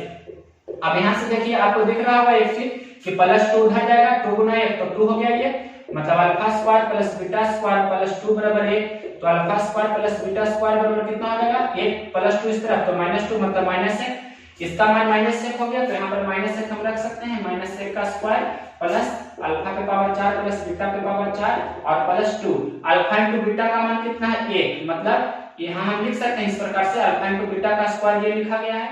अब यहाँ -1 का स्क्वायर +1 हो जाएगा, अल्फा के पावर 4 प्लस बीटा के पावर 4, और यहाँ 2 × इसका मान 1 है, मतलब 1 का स्क्वायर 1 होगा, तो 2 × 1 ये 2 हो गया, प्लस 2 इस तरफ जाएगा तो -2 1 -2, यानी कि अल्फा के पावर 4 प्लस बीटा के पावर 4, अल्फा के पावर 4 प्लस बीटा के पावर 4 का मान कितना हो गया 1 -2 मतलब -1, तो -1 आपका कौन सा ऑप्शन है, ऑप्शन नंबर सी आपका आंसर हो जाएगा।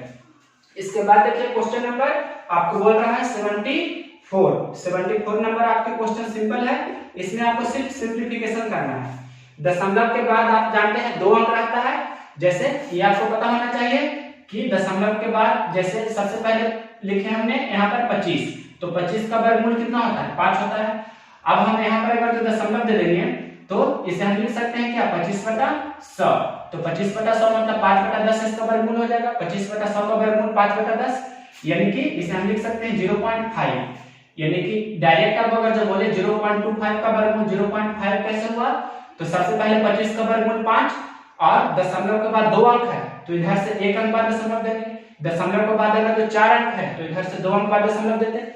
उसी प्रकार से क्वेश्चन ये दिया गया है 6084 का वर्गमूल 78 है, तो 60.84 का वर्गमूल कितना होगा, तो सबसे पहले दशमलव के बाद उधर 2 अंक है तो दशमलव के इधर 1 अंक देंगे, मतलब पहला कितना हो जाएगा 60.84 का वर्गमूल 7.8 होगा। ये आपको सबसे पहले आना चाहिए लिखने के लिए। इसके बाद देखिए आगे दिया गया है फिर 0.6084 का वर्गमूल कितना होगा, तो 0.78 होगा, मतलब उधर से दशमलव के बाद मतलब इधर से 2 अंक बाद दशमलव देंगे, पहले तो 78 है तो 1 2 अंक बाद दशमलव देंगे। क्यों देंगे 2 अंक बाद, क्योंकि दशमलव के बाद 4 अंक है तो इधर से गिनते हुए 2 अंक बाद दशमलव देंगे, मतलब कितना 0.78। अब इसके बाद आगे फिर इसी प्रकार से है 2 2 4 6 अंक बाद दशमलव, तो 3 अंक बाद इधर से दशमलव देंगे, मतलब 0.78 आपका हो जाएगा, मतलब इस प्रकार से 7 8 तो हो गया, तो 1 2 3 यहाँ पर दशमलव देंगे। इसके बाद फिर 2 2 4 2 6 2 8 अंक बाद दशमलव है, मतलब दशमलव के बाद इधर 8 अंक है तो इसका वर्गमूल कितना होगा, तो पहले तो 78 होगा और दशमलव के बाद 8 अंक है तो 4 अंक बाद दशमलव देंगे इधर से 1 2 3 4 इस प्रकार से। तो ये चीज हम यहाँ पर लिखेंगे 2 0 फिर 7 8, अब इसे जोड़ेंगे यही आपका आंसर हो जाएगा। तो 8 8 7 15 फिर 8 7 15 1 16 8 7 15 1 16 और 7 1 8, मतलब कितना हो गया 8.6658, 8.6658 कौन सा ऑप्शन है, ऑप्शन नंबर बी आपका आंसर हो जाएगा। इसके बाद क्वेश्चन नंबर 75 देखते हैं। अब देखिए next question, question number 75 number question लसा और मासा का है, जब उसमें एक अनुपात दिया है। तो यह प्रश्न बहुत ही इंपॉर्टेंट है। दो संख्याओं का लसा उनके मासा से 45 गुना है, मतलब दो संख्या है उसका लसा है मतलब एलसीएम है, जो उसके एचसीएफ का कितना गुना है 45 गुना। अगर जो एचसीएफ 1 है तो एलसीएम कितना है 45, ये हमने रेशियो में लिखा, मतलब दो संख्याओं का लसा है जो मासा का 45 गुना है, तो दो संख्याओं का मासा 1 है तो लसा कितना होगा 45। और आगे प्रश्न में लिखा है यदि एक संख्या कितना है 125। सबसे पहले दो संख्या इस प्रकार से है, ये दोनों संख्या में एक संख्या कितना दिया गया है 125, तो दूसरा संख्या कितना है जो आपसे पूछ रहा होगा, हाँ यही पूछ रहा है, नहीं दूसरी संख्या क्या है जो पूछ रहा है। और एक चीज दिया गया है प्रश्न में, यदि एक संख्या 125 हो और लघुत्तम समाप्त वर्ग व महत्तम समाप्त वर्ग तक का योग 1150 है, मतलब एलसीएम प्लस एचसीएफ आपके प्रश्न में दिया गया है कितना है 1150।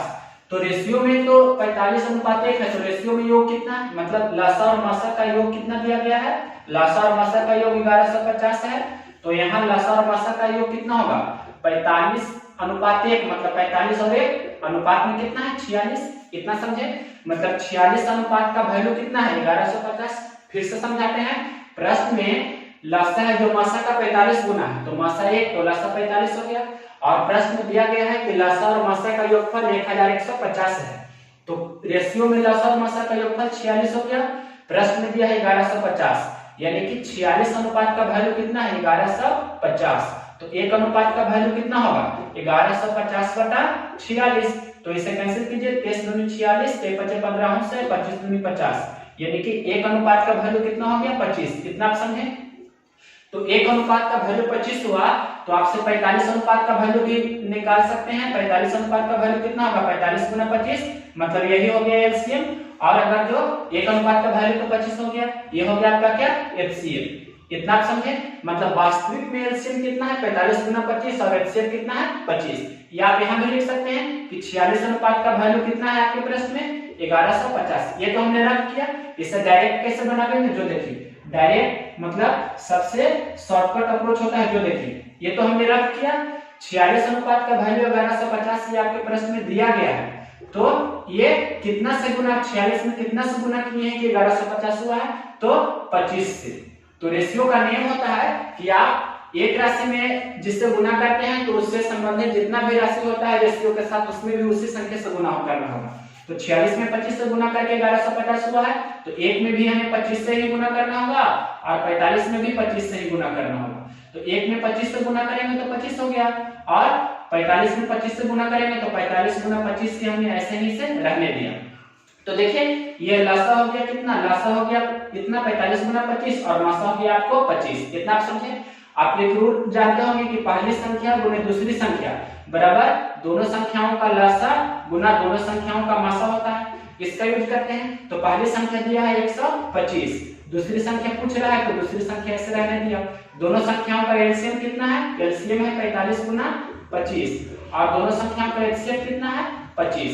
इसे हल कीजिए तो ये 25 25 25 से कैंसिल हो जाएगा और 5 से 25 25। तो दूसरी संख्या बराबर कितना हो गया 45 गुना 5। तो 45 गुना 5 कैसे करेंगे, 25 25 के 5 बाकी 2 4 25 20 और 2 225। या ऐसे भी जोड़ सकते हैं 40 25 200 25 25 तो 225 हो गया दूसरी संख्या। 225 कौन सा ऑप्शन है, तो 225 है, ऑप्शन नंबर सी आपका आंसर हो जाएगा। इसके बाद देखिए next question, question number 76। Question number 76 simple है। इसमें आप जानते होंगे एक फार्मूला। देखिए पहले प्रश्न पढ़िए, चावल की कीमत के 40% बढ़ने पर एक व्यक्ति अपनी खपत 20% कम कर देता है। चावल पर उसके व्यय का शुद्ध प्रभाव क्या पड़ेगा। मतलब पहले 40% की वृद्धि होता है फिर 20% की कमी होता है। इस प्रकार से प्लस 40% और फिर माइनस 20%। ये आपको फार्मूला पता होगा, x प्लस बाई फिर प्लस x गुना बाई गुना 1/100 या x गुना बाई बटा 100। ये होता है कुल वृद्धि या कुल कमी जो यहाँ से रिजल्ट आता है। तो x प्लस क्या दिखाता है, वृद्धि या लाभ, माइनस क्या दिखाता है, हानि या यहाँ पर बोल सकते हैं हानि बोले या कमी बोले। तो प्रश्न में वृद्धि या कमी करके दिया है। तो x का मान 40 रखेंगे और प्लस y का मान 20 है तो प्लस माइनस माइनस हो जाएगा 20 और प्लस माइनस फिर माइनस हो जाएगा कितना 40 गुना 20 गुना 1/100 या बटा 100 लिख सकते हैं। तो जो 2 जीरो से 2 जीरो कैंसिल होगा, 40 में से 20 गया 20 और माइनस 4 दूनी 8 तो 20 में से 8 घटेगा कितना होगा 12। तो 12 हुआ प्लस में, तो प्लस 12 प्लस का चिन्ह क्या दिखाता है, वृद्धि या लाभ। तो यहाँ पर 12% पर क्या हो गया वृद्धि। तो 12% का वृद्धि कौन सा ऑप्शन में है, जो देखिए 12% का वृद्धि आपका ऑप्शन नंबर ए है। तो ये नंबर ऑप्शन आपका आंसर हो जाएगा। इसके बाद नेक्स्ट क्वेश्चन देखते हैं, क्वेश्चन नंबर 77। आप देखिए क्वेश्चन नंबर 77 नंबर क्वेश्चन क्या बोल रहा है, आपके स्क्रीन पर आया होगा। किसी धनात्मक संख्या व उसके व्युत्क्रम का योग उस संख्या व उसके व्युत्क्रमों के अंतर का 3 गुना है। तो वह संख्या क्या है, कोई धनात्मक संख्या है। तो मान लीजिए कि कोई धनात्मक संख्या x है, x है जो धनात्मक है, धनात्मक का मतलब क्या होता है प्लस में है। कोई संख्या x है जो धनात्मक है। तो बोल रहा है कोई संख्या और उसका व्युत्क्रम, जैसे 5 कोई संख्या है उसका व्युत्क्रम 1/5 होगा। और अगर जो बटा मिलेंगे a बटा b कोई संख्या है तो उसका व्युत्क्रम b बटा a होगा। जैसे 3/5 कोई संख्या है तो उसका व्युत्क्रम 5/3 होगा। तो इसी प्रकार से क्वेश्चन बोल रहा है किसी धनात्मक संख्या, जैसे हमने धनात्मक संख्या x माना तो x और इसका व्युत्क्रम 1/x होगा। इसके बाद देखिए का योग, मतलब दोनों का योग, योग मतलब जोड़ होता है। किसी धनात्मक संख्या और उसके व्युत्क्रम का योग व उसके व्युत्क्रमों के अंतर का 3 गुना है। और इसका अंतर, ये जो है इसके अंतर का व्युत्क्रमों का अंतर मतलब x माइनस 1/x का 3 गुना है। इस प्रकार से दिया गया है प्रश्न में। फिर से देखिए व्युत्क्रमों का योग और उसके व्युत्क्रमों का योग जो है व्युत्क्रमों के अंतर का 3 गुना है। ये प्रश्न में लिखा गया है, आप देख सकते हैं। तो वह संख्या क्या है, इसे आपको हल करना है। तो सिंपल क्वेश्चन है। सबसे पहले x गुना x, x² प्लस 1/x हो जाएगा। नीचे भी क्या हो जाएगा, यहाँ ध्यान से देखिए ये x² माइनस 1/x हो जाएगा इंटू कितना 3 रहेगा इस प्रकार से, या 3/1 लिख भी सकते हैं। तो देखिए x दोनों तरफ ये कैंसिल हो जाएगा, ऊपर क्या हो गया x² प्लस 1 और इधर 3x² माइनस 3। x² को एक तरफ कर देते हैं, 3x² प्लस x² इधर जाएगा तो माइनस x²। इधर देखिए पहले से प्लस 1 है और माइनस 3 इधर जाएगा तो प्लस 3 हो जाएगा। तो क्या हो जाएगा 2x² बराबर कितना हो गया 3 और 1 4। तो 3 और 1 4 हो गया, मतलब 2 दूनी 4। x² बराबर 2 तो x का मान कितना हो गया √2। तो √2 आपका कौन सा ऑप्शन है, x का मान मतलब वह संख्या कितना हो गया √2। ऑप्शन नंबर सी आपका आंसर हो जाएगा। इसके बाद देखिए question number 70 number question, 78 number question क्या बोल रहा है? 78 नंबर क्वेश्चन है आय बचत एवं खर्च से रेशियो वाला क्वेश्चन। ए एवं बी की आय का अनुपात 5:4 है और ए और बी के व्यय मतलब खर्च का अनुपात 3:2 है। यदि वर्ष के अंत में दोनों 800 रुपये बचाते हैं तो ए की आय कितनी है? देखिए क्वेश्चन है ए है और बी है, दोनों की आय का अनुपात दिया गया है और व्यय का अनुपात दिया गया है। व्यय मतलब इसे खर्च बोलते हैं, आपको पता होगा। तो आय का अनुपात कितना है? 5:4 और व्यय का अनुपात कितना दिया गया है? 3:2। ये आपके प्रश्न में दिया गया है। तो देखिए जब आपके प्रश्न में दोनों आय या बचत या खर्च दोनों में से किसी एक दिया रहे उसका अनुपात और वो समान रहे, समान बचत या समान खर्च हो, समान बचत या समान खर्च होना चाहिए, तो क्या करते हैं? अंतर को समान करते हैं। तो यहाँ पर देखिए 4 रुपया कमा रहा है, 2 रुपया खर्च कर रहा है, मतलब 2 रुपया का बचत हो रहा है। 5 रुपया का आय है, मतलब 5 रुपया कमा रहा है, 3 रुपया खर्च कर रहा है, तो यहाँ से भी बचत 2 रुपया का है। मतलब 2 अनुपात का। और प्रश्न में दिया गया है कि 800 रुपये बचा रहा है, तो ये 2 अनुपात का वैल्यू कितना दिया गया है प्रश्न में? 800 रुपया। 2 अनुपात का वैल्यू 800, तो 1 अनुपात का वैल्यू कितना होगा? 800/2। इसे बोल सकते हैं कि 1 अनुपात का वैल्यू कितना हो गया? 400 रुपया। तो आपसे पूछ रहा है एक ही आय मतलब एक कितना रुपया कमाता है, तो ये 5 अनुपात में 5 रुपया कमा रहा है, तो 5 अनुपात का वैल्यू कितना होगा? 5 गुना 400। या इसी पर से निकाल सकते हैं 5 अनुपात का वैल्यू 5 गुना 400, तो 5 गुना 400 कितना होगा? 2000, जिसे बोल सकते हैं 2000 रुपया। ये कौन सा ऑप्शन हो जाएगा? 2000 रुपया आपका ऑप्शन नंबर सी हो जाएगा। अगर जो पूछता कि एक का खर्च कितना है तो क्या गुना करते, मतलब 3 अनुपात का वैल्यू निकालते, तो क्या हो जाता? 3 अनुपात का वैल्यू 3 गुना 400 मतलब 1200। बी की आय पूछता तो 4 गुना कितना हो जाता? 400, मतलब बी की आय 1600। बी का खर्च पूछता तो 2 अनुपात का वैल्यू मतलब 800 हो जाता आंसर। अब नेक्स्ट क्वेश्चन देखते हैं, question number 79 number question simple है। x = y 3:4 है, ये आपके प्रश्न में दिया गया है। मतलब x का मान आप 3 रख सकते हैं और y का मान 4 रख सकते हैं। एक्चुअल में तो रखा जाता है x बराबर 3 के और y बराबर 4 के। क्यों? क्योंकि ये रेशियो है और रेशियो को निश्चित राशि में बदलने के लिए उसमें k से गुना करते हैं। तो यहाँ पर हमने लिखा x + k, तो ये हो गया निश्चित राशि। तो निश्चित राशि में इस पुट करने के लिए इसे पहले निश्चित बनाना होगा, मतलब निश्चित इसे बनाइएगा तो कोई कांस्टेंट से गुना कीजिएगा तभी, लेकिन बनाते वक्त आप के कैंसिल हो जाता है न्यूमरेटर और डिनोमिनेटर से, या कॉमन लेकर किसी प्रकार से कैंसिल हो जाता है। तो डायरेक्ट आप x के जगह पर 3 रखिए, y की जगह पर 4 रखिए, आंसर आ जाएगा। क्वेश्चन है 4x + 5y = 4x + 5y फिर 5x - 2y। x के जगह पर 3 रखना है तो 4 गुना 3, y की जगह पर 4 रखना है तो 5 गुना 4। उसी प्रकार से यहाँ भी कीजिए 5x मतलब 5 गुना 3 - 2 गुना 4, तो 4 के 12 और 5 20। इधर क्या हो जाएगा? 5 के 15 - 8 हो गया। अब देखिए 12 में से कितना हो जाएगा? 32 और 15 में से आ जाएगा 60, तो 32:60 को लिख सकते हैं 32/60। तो ये इसे 32/60 हमने लिखा, ये कौन सा ऑप्शन है? 32/60 है ऑप्शन नंबर बी, तो बी नंबर ऑप्शन आपका आंसर हो जाएगा। इसके बाद देखते हैं क्वेश्चन नंबर 80। अब देखिए क्वेश्चन नंबर 80। क्वेश्चन नंबर 80 बोल रहा है किसी वस्तु का अंकित मूल्य उसके लागत मूल्य से 600 रुपया अधिक है। यदि दुकानदार 12.25% की छूट देता है और 17% लाभ कमाता है तो उस वस्तु का लागत मूल्य कितना है? इसे आपको बहुत ही अच्छी तरह से समझाते हैं। देखिए क्वेश्चन लिखा गया है 12.25% की छूट देता है, तो छूट किस पर दिया जाता है? अंकित मूल्य पर।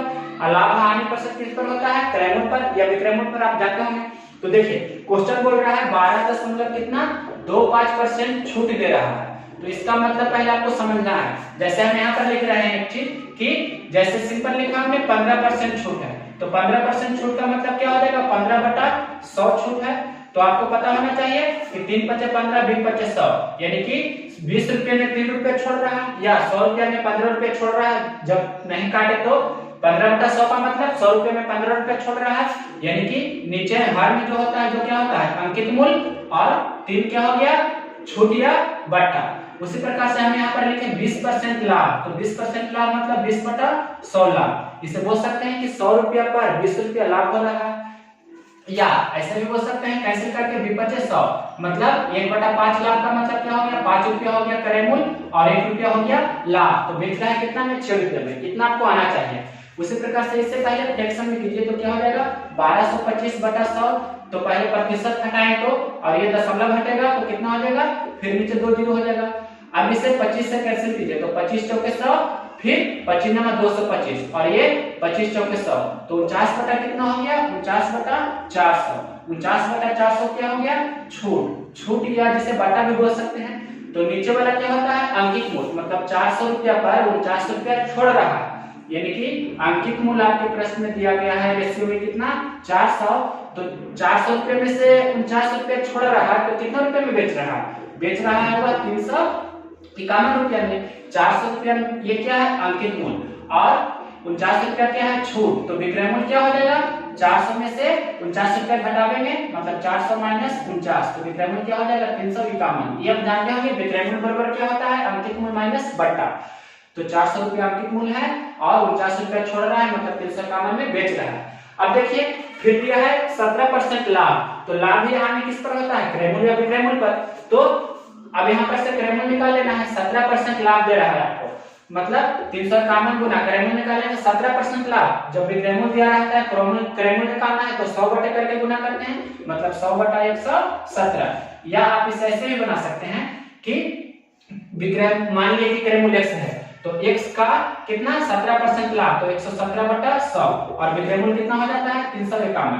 इसे ऐसे बनाइए या ऐसे बनाइए, दोनों एक ही तरीका है। तो x का मान कितना हो जाएगा 351 गुना ये उधर जाएगा तो 100/117। तो इसी प्रोसेस को हमने डायरेक्ट लिखा, ऐसे लिखते हैं इसे। तो कैसे कीजिए, 117 दिया 351, मतलब क्रय मूल्य कितना है, एक तरह से 300 रुपया है, रेशियो में कितना है 300। आप प्रश्न में बोल रहा है एक चीज कि किसी वस्तु का अंकित मूल्य उसके लागत मूल्य से 600 रुपया अधिक है, एक्चुअल में वास्तविक में 600 रुपया अधिक है। अंकित मूल्य है जो 600 रुपया अधिक है क्रय मूल्य से, मतलब रेशियो में कितना अधिक है, क्रय मूल्य मतलब इसी को बोलते हैं लागत मूल्य। आपको पता होगा क्रय मूल्य बोलिए या लागत मूल्य बोलिए, और एफपी मतलब मार्केट प्राइस, जिसे अंकित मूल्य बोल सकते हैं, आप जानते होंगे। एसपी मतलब ये तो पता होगा विक्रय मूल्य होता है। तो अंकित मूल्य ये लागत मूल्य, तो देखिए लागत मूल्य 300, अंकित मूल्य 400, तो कितना अधिक है रेशियो में, रेशियो में 100 अधिक है। जबकि आपके प्रश्न में बोल रहा है कितना 600 अधिक, मतलब 100 अनुपात का वैल्यू कितना दिया है 600 रुपया। 100 अनुपात का वैल्यू 600 रुपया दिया है, तो 1 अनुपात का वैल्यू कितना होगा 600/100, जिसे बोल सकते हैं 6 रुपया। 1 अनुपात का वैल्यू 6 रुपया। तो आपसे अगर जो अंकित मूल्य पूछे, अंकित मूल्य पूछेगा तो 400 का अनुपात, 400 अनुपात का वैल्यू 400 गुना 6 होगा। अगर जो आपसे विक्रय मूल्य पूछेगा तो 351 अनुपात का वैल्यू 351 गुना 6 होगा। अगर आपसे क्रय मूल्य पूछेगा तो 300 अनुपात का वैल्यू 300 गुना 6 होगा। क्या पूछ रहा है, आपसे पूछ रहा है लागत मूल्य, तो लागत मूल्य मतलब कितना 300, तो 300 अनुपात का वैल्यू कितना होगा, तो 300 गुना 6 मतलब कितना हो जाएगा 1800 रुपया। ये आपका फाइनल आंसर हो जाएगा, जो आपका ऑप्शन नंबर कितना है 1800 रुपया है, जो ऑप्शन नंबर बी है। ये हो गया लागत मूल्य। अगर जो आपसे पूछता कि विक्रय मूल्य कितना होता, मतलब इसमें 6 से गुना करते। अगर आपसे पूछता अंकित मूल्य कितना होता तो सोचो 2400 आपका आंसर हो जाता है। इसके बाद देखिए क्वेश्चन नंबर 80 के बाद यहीं पर बता देते हैं क्वेश्चन नंबर 81, उसके बाद मिटाएंगे। क्वेश्चन नंबर 81 है 4 to the power x, मतलब 4 के पावर x है। उसके बाद लिखा गया है -3 इंटू, इसके बाद लिखा गया है 2 के पावर x प्लस 2, इस प्रकार से 2 के पावर x प्लस 2, फिर प्लस 32 है, इसके बाद बराबर 0 है। ऐसे प्रश्न को आपको बाई ऑप्शन बनाइएगा तो ज्यादा बेस्ट रहेगा। बाई ऑप्शन में बनाना है ऐसे भी प्रश्न को। तो ऑप्शन देखिए, ऑप्शन पहला ऑप्शन है 1 2 3, मतलब x का मान 1 भी हो सकता है, 2 भी 3 भी। दूसरा ऑप्शन है 1 2, मतलब x का मान 1 भी होगा 2 भी होगा। तीसरा ऑप्शन है 1 3, चौथा ऑप्शन है 2 3। तो सबसे पहले आप 1 रखकर देख लीजिए सेटिस्फाई करता है कि नहीं, फिर 2 रखकर, फिर 3 रखकर। तो x की जगह पर हम अपने मन से 1 रखकर देख रहे हैं, तो x की जगह पर 1 रखेंगे तो 4 के पावर 1 4 हो जाएगा, माइनस यहाँ पर 1 रखेंगे तो 1 और 2 3 हो जाएगा। तो 2 के पावर 3 कितना होता है, 2 गुना 2 गुना 2 3 बार, मतलब 8। तो 3 गुना 8 कितना हो गया 24, और प्लस 32। इतना करने पर 0 आता है। 32 से 8 36 में से 24 घटाने में तो 0 के बराबर नहीं होगा, मतलब x का मान 1 नहीं होगा। तो पहला ऑप्शन तो कैंसिल हो गया, 1 और 2 नहीं होगा। दूसरा ऑप्शन भी नहीं होगा 1 और 2। पहला ऑप्शन में 1 2 3 है, तो पहला ऑप्शन मतलब ए नंबर ऑप्शन है 1 2 3, जब एक नहीं हुआ तो पहला ऑप्शन कैंसिल हो गया। दूसरा ऑप्शन में है 1 2, तो दूसरा ऑप्शन में 1 है तो 1 तो नहीं हो रहा है, तो दूसरा ऑप्शन भी नहीं होगा। पहला ऑप्शन नहीं हुआ तो दूसरा ऑप्शन भी नहीं। इतना समझे। पहला ऑप्शन में 1 2 3 है, 1 को हमने चेक किया तो 0 के बराबर नहीं हुआ, तो पहला ऑप्शन नहीं हुआ। दूसरा ऑप्शन में भी 1 है 2 है, तो 1 के कारण सेटिस्फाई नहीं कर रहा है, तो दूसरा ऑप्शन भी नहीं होगा। अब तीसरा ऑप्शन में क्या लिखा गया है 1 3, तीसरा ऑप्शन में 1 3 लिखा गया है, तो तीसरा ऑप्शन में देखिए 1 है, इस कारण से तीसरा ऑप्शन भी नहीं होगा। अब चौथा ऑप्शन देखिए, चौथा ऑप्शन में 2 और 3 है, तो 2 को रखकर देखिए और 3 को रखकर देखिए, सेटिस्फाई करता है, मतलब 2 रखिए, तो 2 रखेंगे तो 4 की पावर 2, 4 गुना 4 मतलब 16 हो गया, माइनस यहाँ रखेंगे 2 तो 2 2 4 हो गया, 2 पे पावर 4 कितना होता है 16, 16 गुना 3 48, प्लस ये है 32, 32 और 16 48 होता है, 48 में से 48 जाएगा तो 0 हो जाएगा ना, मतलब ये आपको सेटिस्फाई कर रहा है, मतलब 2 तो हो गया। अब 3 को देखना है, x की जगह पर 3 रखिए, तो 3 रखेंगे तो 4 की पावर 3 कितना होगा, 4 चौक 16 चौक 64, माइनस यहाँ 3 रखेंगे तो 3 2 5 हो गया, तो 2 पे पावर 5 32 होता है, 32 गुना 3 कितना हो जाएगा 96 प्लस 32, तो 32 और 64 96 में से 96 जाएगा तो क्या हो जाएगा 0 हो गया पूरा, मतलब x की जगह पर 3 रखने पर सेटिस्फाई किया तो आपका 3 भी x का हल होगा, मतलब बी नंबर ऑप्शन आपका सेटिस्फाई कर रहा है, तो संतुष्ट कर रहा है डी नंबर ऑप्शन 2 और 3 दोनों, तो 81 का कितना हो जाएगा, डी आपका आंसर हो जाएगा। इसके बाद देखिए, अब देखिए क्वेश्चन नंबर 82 नंबर क्वेश्चन बोल रहा है कि एक समबाहु त्रिभुज एबीसी में एडी लंब बीसी है, तो 4 ऑप्शन आपको दिया गया है, कौन सा स्टेटमेंट सही होगा। क्या दिया गया है, समबाहु त्रिभुज एबीसी है। समबाहु त्रिभुज आप जानते होंगे, वैसा त्रिभुज जिसका तीनों भुजा आपस में बराबर हो, जैसे ए बी सी, ये मतलब ए बी बराबर बी सी बराबर सी ए, तो ये क्या हो गया समबाहु त्रिभुज। आपको पता होगा समबाहु त्रिभुज का ये रूप होता है कि जिस वैसा त्रिभुज जिसकी तीनों भुजा बराबर हो, तब उसे क्या बोलेंगे समबाहु त्रिभुज, मतलब ए बी बराबर बी सी बराबर सी ए। अब दिया है एडी लंब, मतलब ये लंब है इस पर, एडी लंब है किस पर, बीसी पर, लंब फिर से पढ़ देते हैं, ये इस पर लंब है, इसका नाम क्या है डी, मतलब एडी लंब क्या है बीसी पर, जो क्वेश्चन कर रहा है वैसे हमने फिगर में ड्रा किया। इसके बाद बोल रहा है प्रश्न कि निम्नलिखित में कौन सा स्टेटमेंट सही है, जो मतलब 2ab² बराबर 3ab² होगा, कि 3ab² बराबर 4ab² होगा, कि 5ab² बराबर 6ab² होगा, या 4ab² बराबर 5ab² होगा, या इनमें से कोई नहीं। तो देखिए आप जानते हैं, और एक चीज यहाँ पर क्या लिखेंगे, एडी लंब क्या है, एडी लंब बीसी है। आप जानते हैं समबाहु त्रिभुज का क्षेत्रफल, समबाहु त्रिभुज का क्षेत्रफल क्या होता है, √3/4 गुना भुजा स्क्वायर। समबाहु त्रिभुज का क्षेत्रफल का फार्मूला आपको पता होगा, √3/4 गुना भुजा का स्क्वायर।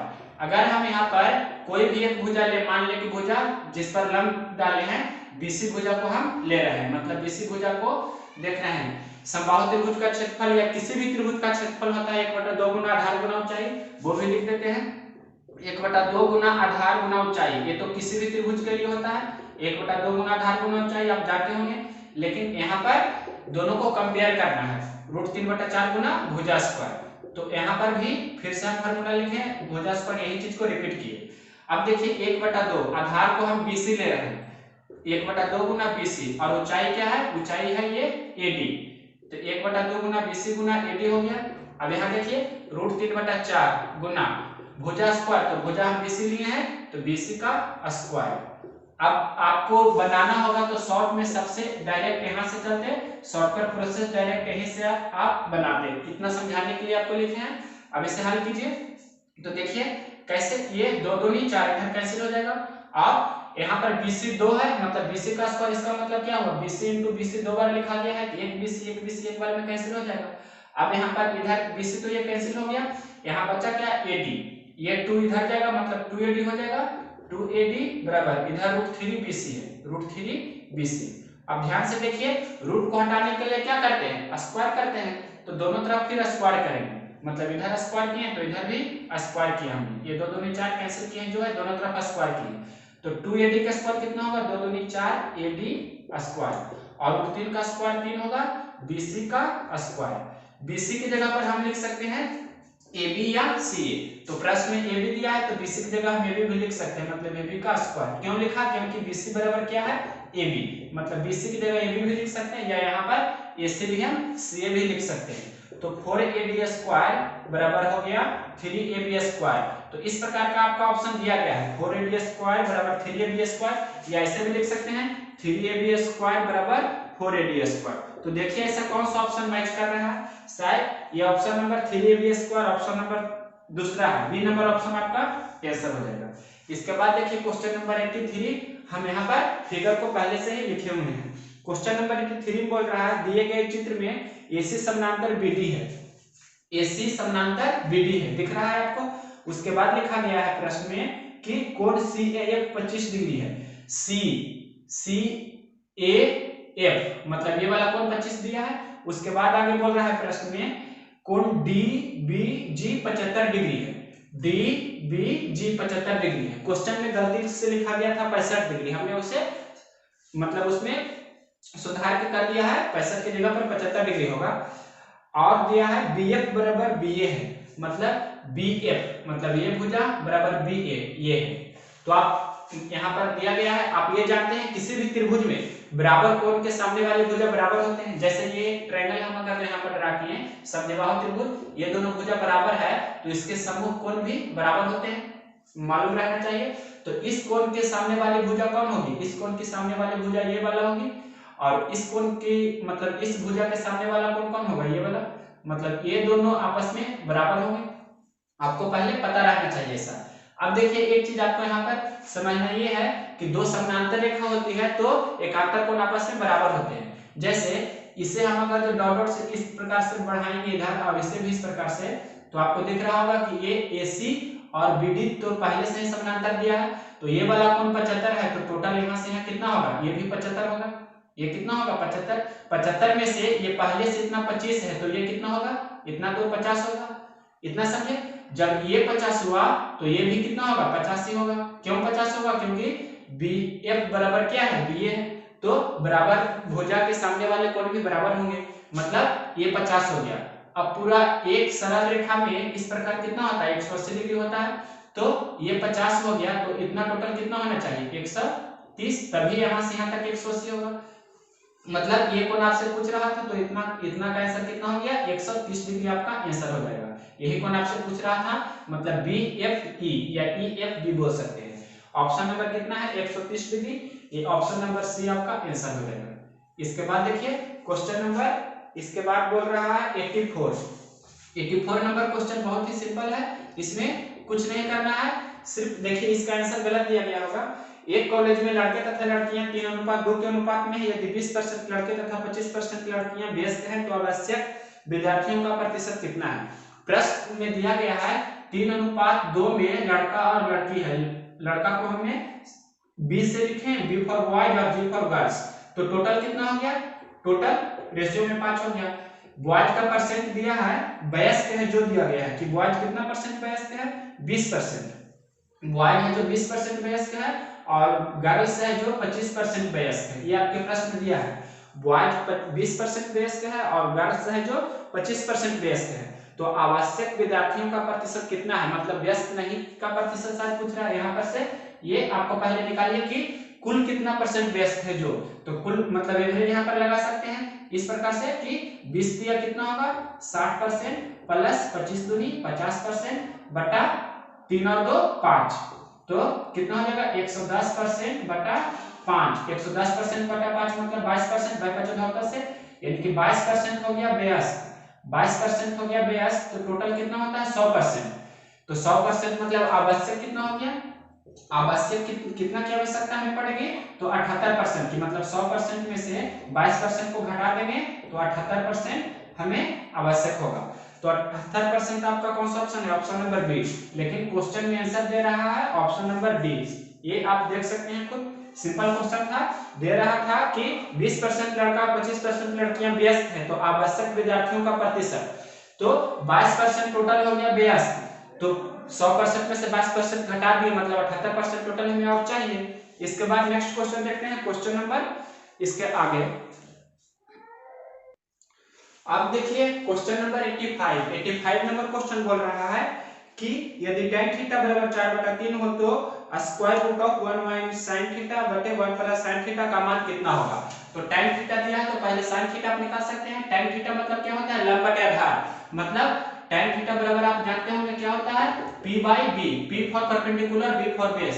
मतलब लंब कितना है 4, आधार कितना है 3, तो कर्ण आप निकाल सकते हैं। कर्ण कितना होगा, एक ही बार बोल सकते हैं या ऐसे करके भी 3 का स्क्वायर प्लस 4 का स्क्वायर मतलब कितना है 5।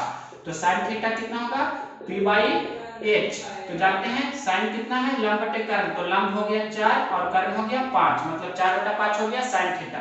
बस यहाँ पर आपको मान धरना है, मतलब 1 माइनस 4/5 बटे 1 प्लस 4/5। इसे हल कीजिए, आपका आंसर आ जाएगा। तो सिंपल है हल करना भी, देख सकते हैं ध्यान से। 1 माइनस 4/5 तो कितना होगा 1/5, 5 में से 4 जाएगा मतलब 1/5, उसके बाद बटा 5 4 कितना होगा 9/5, तो 5 5 कैंसिल हो जाएगा मतलब 1/9, और 1/9 का वर्गमूल कितना होगा 1/3, मतलब 1 का वर्गमूल 1 और 9 का वर्गमूल 3, तो 1/3 कौन सा ऑप्शन है, ऑप्शन नंबर सी आपका आंसर हो गया। इसके बाद देखिए क्वेश्चन नंबर 86 नंबर क्वेश्चन बोल रहा है कि यदि tan theta plus sec theta बराबर x, मतलब इस प्रकार से लिखा है tan theta plus sec theta बराबर x, तो आपसे क्वेश्चन में मांग रहा है कि tan थीटा का मान कितना होगा, जो मतलब tan थीटा इक्वल टू भाग, ये आपसे पूछ रहा है। क्वेश्चन बहुत ही सिंपल है, आप जानते हैं एक फार्मूला कि sec square theta minus tan square theta कितना होता है, sec square theta minus tan square theta एक होता है। 10th क्लास में पढ़े होंगे sin square theta plus cos square theta एक होता है, फिर cosec square theta minus cot square theta एक होता है, और ये sec square theta minus tan square theta एक होता है। तो देखिए a square minus b square यहाँ यूज करेंगे तो क्या हो जाएगा sec theta plus tan theta into sec theta minus tan theta, इतना बराबर 1 हो जाएगा। और इसमें से किसी एक का मान आपको दिया है, क्या दिया है sec tan theta plus sec theta, plus वाला कितना दिया है x, तो x into sec theta minus tan theta equal to 1, तो sec theta minus tan theta बराबर कितना हो गया। अब आप देख सकते हैं कि एक x इधर गुना में है तो इधर जाएगा तो 1/x होगा। ये चीज हमें यहाँ ये आपके प्रश्न में दिया था, ये आप डायरेक्ट लिख सकते थे, लेकिन बेसिक से हमें बताना है इसलिए आपको समझना होगा कि डायरेक्ट हम ये चीज यहाँ से यहाँ लिख सकते हैं। tan theta plus sec theta बराबर x, तो माइनस में कितना होगा sec theta minus tan theta 1/x। अब आपको क्या करना है, दोनों का जोड़ना है या घटाना है। जैसे देखिए यहाँ पर से आपको दिख रहा होगा sec theta plus tan theta, दोनों को जोड़कर आपके प्रश्न में x दिया है, और घटाकर कितना चला आया sec theta minus tan theta, ये कितना हो जाता है 1/x। आपसे पूछ रहा है tan थीटा, तो tan कैसे निकलेगा, हम यहाँ पर अगर जो घटा देंगे तो घटाने पर tan थीटा का मान निकल जाएगा, plus sec theta minus sec theta cancel होगा, 1 tan थीटा 1 tan थीटा, तो 2 tan थीटा बराबर इधर x माइनस, ये माइनस है तो x माइनस 1/x, इसे हल करेंगे तो कितना हो जाएगा x स्क्वायर माइनस 1/x, ये हो गया। और ये 2 यहाँ पर चला आएगा, मतलब tan थीटा बराबर क्या हो जाएगा x स्क्वायर माइनस 1 ये 2 तिरछे गुना होता है तो 2x, मतलब यही आपका आंसर हो जाएगा tan थीटा बराबर x स्क्वायर माइनस 1/2x। ये ऑप्शन नंबर कितना है, डी नंबर ऑप्शन आपका आंसर हो जाएगा। इसके बाद देखिए क्वेश्चन नंबर कितना था 86 हो गया, 85 86 कंप्लीट हो गया, अब 87 देख सकते हैं।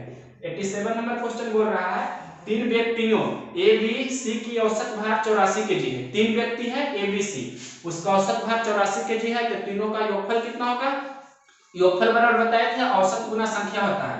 योगफल बराबर क्या होता है, औसत गुना संख्या, ये आपको पता रहना चाहिए।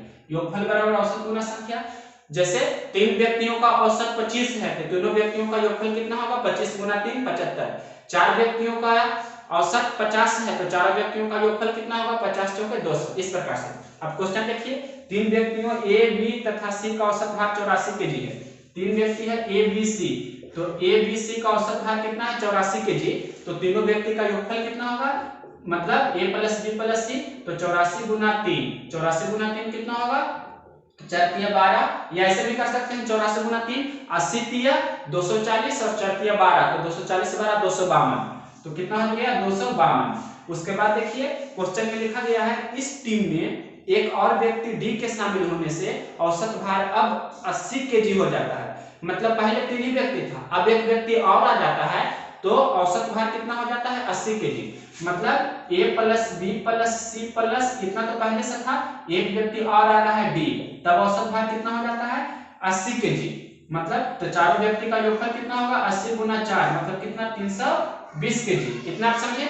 तो यहाँ पर से ABC का योगफल दिया है 252 और ABCD का योगफल दिया है 320 मतलब D सिर्फ बढ़ रहा है। या ऐसे भी कर सकते हैं समीकरण 1 समीकरण 2, तो समीकरण 2 में से समीकरण 1 को घटाएंगे तो D का मान आपको पता होगा, तो D कितना हो जाएगा 320 में से 252 को घटाएंगे वही आपसे D आएगा। तो घटाइए, D कितना चला गया 10 में से 2 गया तो 8 और 11 में से 5 गया 6 मतलब D 68 kg का था।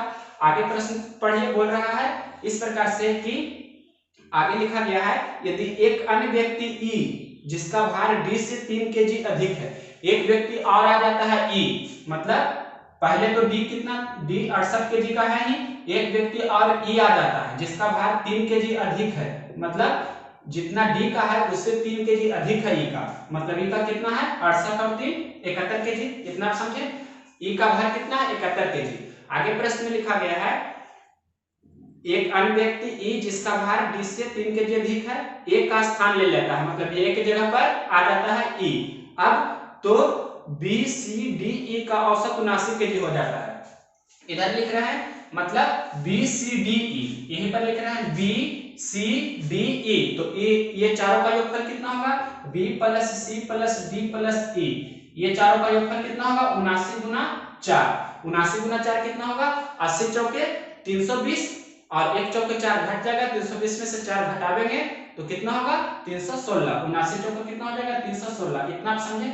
इसमें से आपको B C D E में से क्या क्या पता है, D पता है E पता है, मतलब D कितना है 68 E कितना है 71, तो B plus C plus 68 plus 71 बराबर कितना है 316।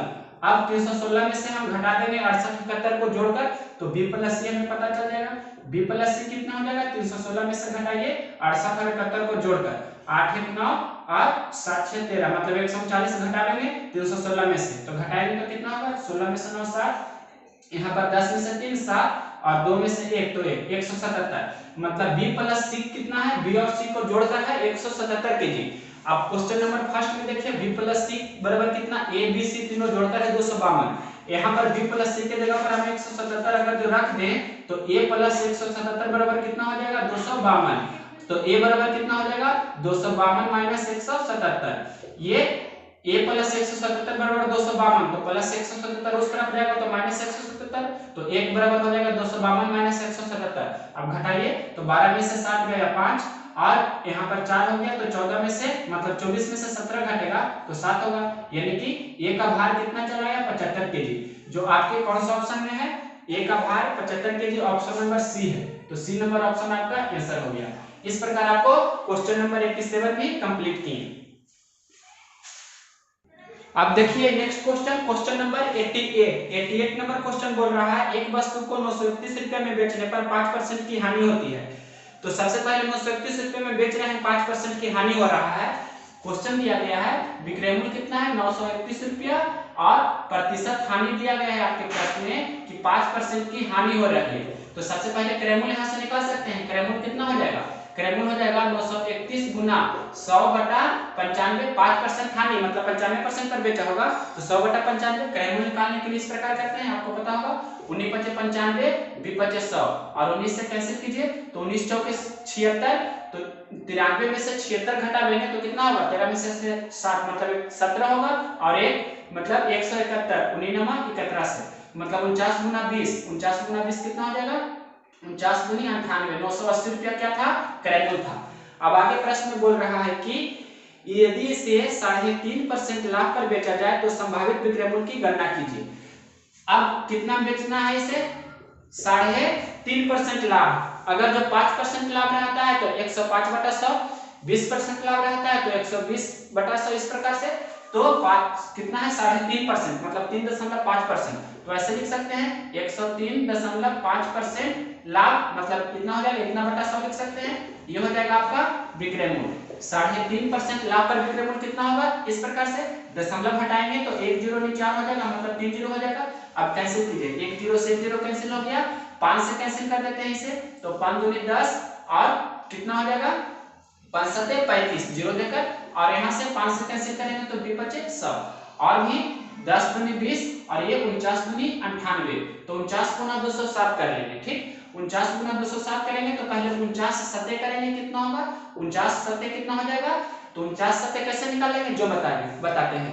50 सते कितना होता है, 50 सते 350 होता है ना, 50 सते 350 और 1 सते 7 कम हो जाएगा, 350 में से 7 कम करेंगे तो कितना होगा, 350 में से 7 कम करेंगे तो 343 होगा। तो 343 के हमने मतलब 3 लिखा और 43 बाकी रहा। फिर 49 गुना 0 करेंगे तो 49 होगा, और बाकी 43 जोड़ेंगे तो 49 गुना 0, 0 में 43 जोड़ेंगे तो 43 होगा। 43 के कितना लिखेंगे 3, फिर बाकी कितना रहा सिर्फ 4। अब इसके बाद देखिए 49 दूनी कितना होता है, 49 दूनी 98 होता है, 98 में 4 जोड़ेंगे, या आपको अगर जो ऐसे कंफ्यूज हो रहे हैं तो डायरेक्ट ऐसे भी गुना कर सकते हैं, 260 में 49 से गुना कर देंगे तो 9 सते 63 और 9 दूनी 18, फिर 7 चौक 28 और 4 दूनी 8, ऐसे भी कर सकते हैं, इसमें कुछ नहीं रखा है। 8 दूनी 10 1 11 हो जाएगा, 8 1 9, 8 1 9 1 10 हो जाएगा इस प्रकार से। तो 1 0 मतलब यहाँ पर लिख देते हैं 1 0 1 4 3 बटा 10, ये दशमलव यहाँ पर चलाएगा, मतलब 101 4 और यहाँ पर दशमलव हो जाएगा। ये आप जितना जल्दी करेंगे उतना आपका आंसर आएगा, या बाई ऑप्शन में यहाँ से देख सकते हैं। तो ऑप्शन नंबर ये कितना है, ऑप्शन नंबर है ये बी नंबर ऑप्शन आपका आंसर होगा। इसके बाद देखिए क्वेश्चन नंबर 88 के बाद क्वेश्चन नंबर 89 यहीं पर बता रहे हैं। क्वेश्चन नंबर 89 देखिए टाइम एंड वर्क का बहुत ही अच्छी क्वेश्चन है। ए और बी किसी कार्य को अलग अलग क्रमशः 45 दिन व 40 दिन में पूरा करते हैं, मतलब ए है और बी है। ए किसी काम को टी फॉर टाइम, ए किसी काम को 45 दिन में कर रहा है तो बी कितना दिन में कर रहा है 40 दिन में। तो टोटल हमें काम कितना करना है, दोनों का एलसीएम होता है वही कुल काम होता है। कुल काम हमें कितना करना है, जो पहले निकालना होगा ना, तो कुल काम कितना करना है 45 40 का एलसीएम कितना होगा 45 चौके 180, मतलब 180 आपका, या ऐसे भी निकाल सकते हैं, इसमें कुछ नहीं रखा है 45 और 40, जैसे बेसिक से बनाते हैं कि 5 बार डायरेक्ट लगा दिए तो 5 में 45 और 48 40, तो 8 में 72 बचे कितना हो जाएगा 360, 180 नहीं होता 180 का दुगना 360, ठीक है 360 इसका एलसीएम हो जाएगा। मतलब ए किसी काम को 45 दिन में और बी किसी काम को 40 दिन में पूरा करता है, तो कुल काम कितना करना है 360 यूनिट हमें टोटल काम करना है। तो क्षमता निकाल लेंगे, क्षमता कितना हो जाएगा 45 चौके, तो 45 8 360 हो जाएगा और 40 9 हो जाएगा 360, मतलब ए 8 के क्षमता से काम करेगा और बी 9 के क्षमता से काम करेगा। आगे क्वेश्चन में बोल रहा है कि दोनों ने इस कार्य को साथ साथ शुरू किया, दोनों एक साथ काम करना शुरू करता है, ठीक, लेकिन कुछ दिन बाद ए छोड़ देता है। बी ने शेष कार्य को 23 दिन में पूरा कर दिया, ये कितने दिन बाद कार्य को छोड़ा, दोनों एक साथ काम करना स्टार्ट किया लेकिन कुछ दिन बाद ए छोड़ दिया। तो मान लीजिए कि x दिन बाद ए छोड़ दिया, ये मान लेंगे कि माना कि x दिन बाद ए काम छोड़ दिया, ए काम छोड़ दिया है, x दिन काम करने के बाद ए ने काम छोड़ दिया, तो दोनों मिलकर काम कर रहा है, तो दोनों मिलकर काम करेगा तो मतलब 8 और 9 मतलब 17 की क्षमता से काम कर रहा है। तो x दिन तक काम किया, x दिन के बाद ही ना ए चला गया, मतलब x दिन तक दोनों काम किया, तो 17 के क्षमता से x दिन तक काम किया, मतलब 17x तो काम हो गया, इतना काम हो गया आपके प्रश्न में, इतना आप समझे, इतना काम हो गया। तो शेष काम कितना बचा, शेष काम बचा आपके प्रश्न में, टोटल काम कितना था 360, तो 360 में से 17x घटाएंगे, मतलब इतना काम शेष बचा। तो ये जो शेष काम बचा किसे करना होगा, बी को करना होगा। बी कितना दिन में कर देता है शेष काम को, बी कर देता है 23 दिन में पूरा कर देता है शेष काम को, मतलब बी है जो इस काम को कितना दिन में कर देता है 17 दिन में, 23 दिन में पूरा कर देता है। बी 23 दिन में पूरा कर देता है इस काम को, 23 दिन में पूरा करता है। अब यहाँ से आपको एक चीज समझना है, ये तो समझाने के लिए हम लिख रहे हैं, ये सब करने की जरूरत नहीं है। अब समझिए बी किसी काम को कितना दिन में कर देता है, बचे हुए काम को 360 माइनस 17x जो बचा हुआ काम है उसे 23 दिन में पूरा कर देता है। इधर हम लिख रहे हैं बी का काम 23 दिन में पूरा हो गया, 360 माइनस कितना लिखा गया है 17x, 360 माइनस 17x जो हमने यहाँ लिखा ये बचा हुआ काम है, 360 माइनस 17x बचा हुआ काम है, तो बी कर रहा है तो बी अपने क्षमता के अनुसार करेगा, तो बी की क्षमता कितना है 9, मतलब बचा हुआ काम जो इतना है बी करेगा 9 की क्षमता से। कितना दिन में पूरा कर देता है 23 दिन में, ये दिया गया है प्रश्न में।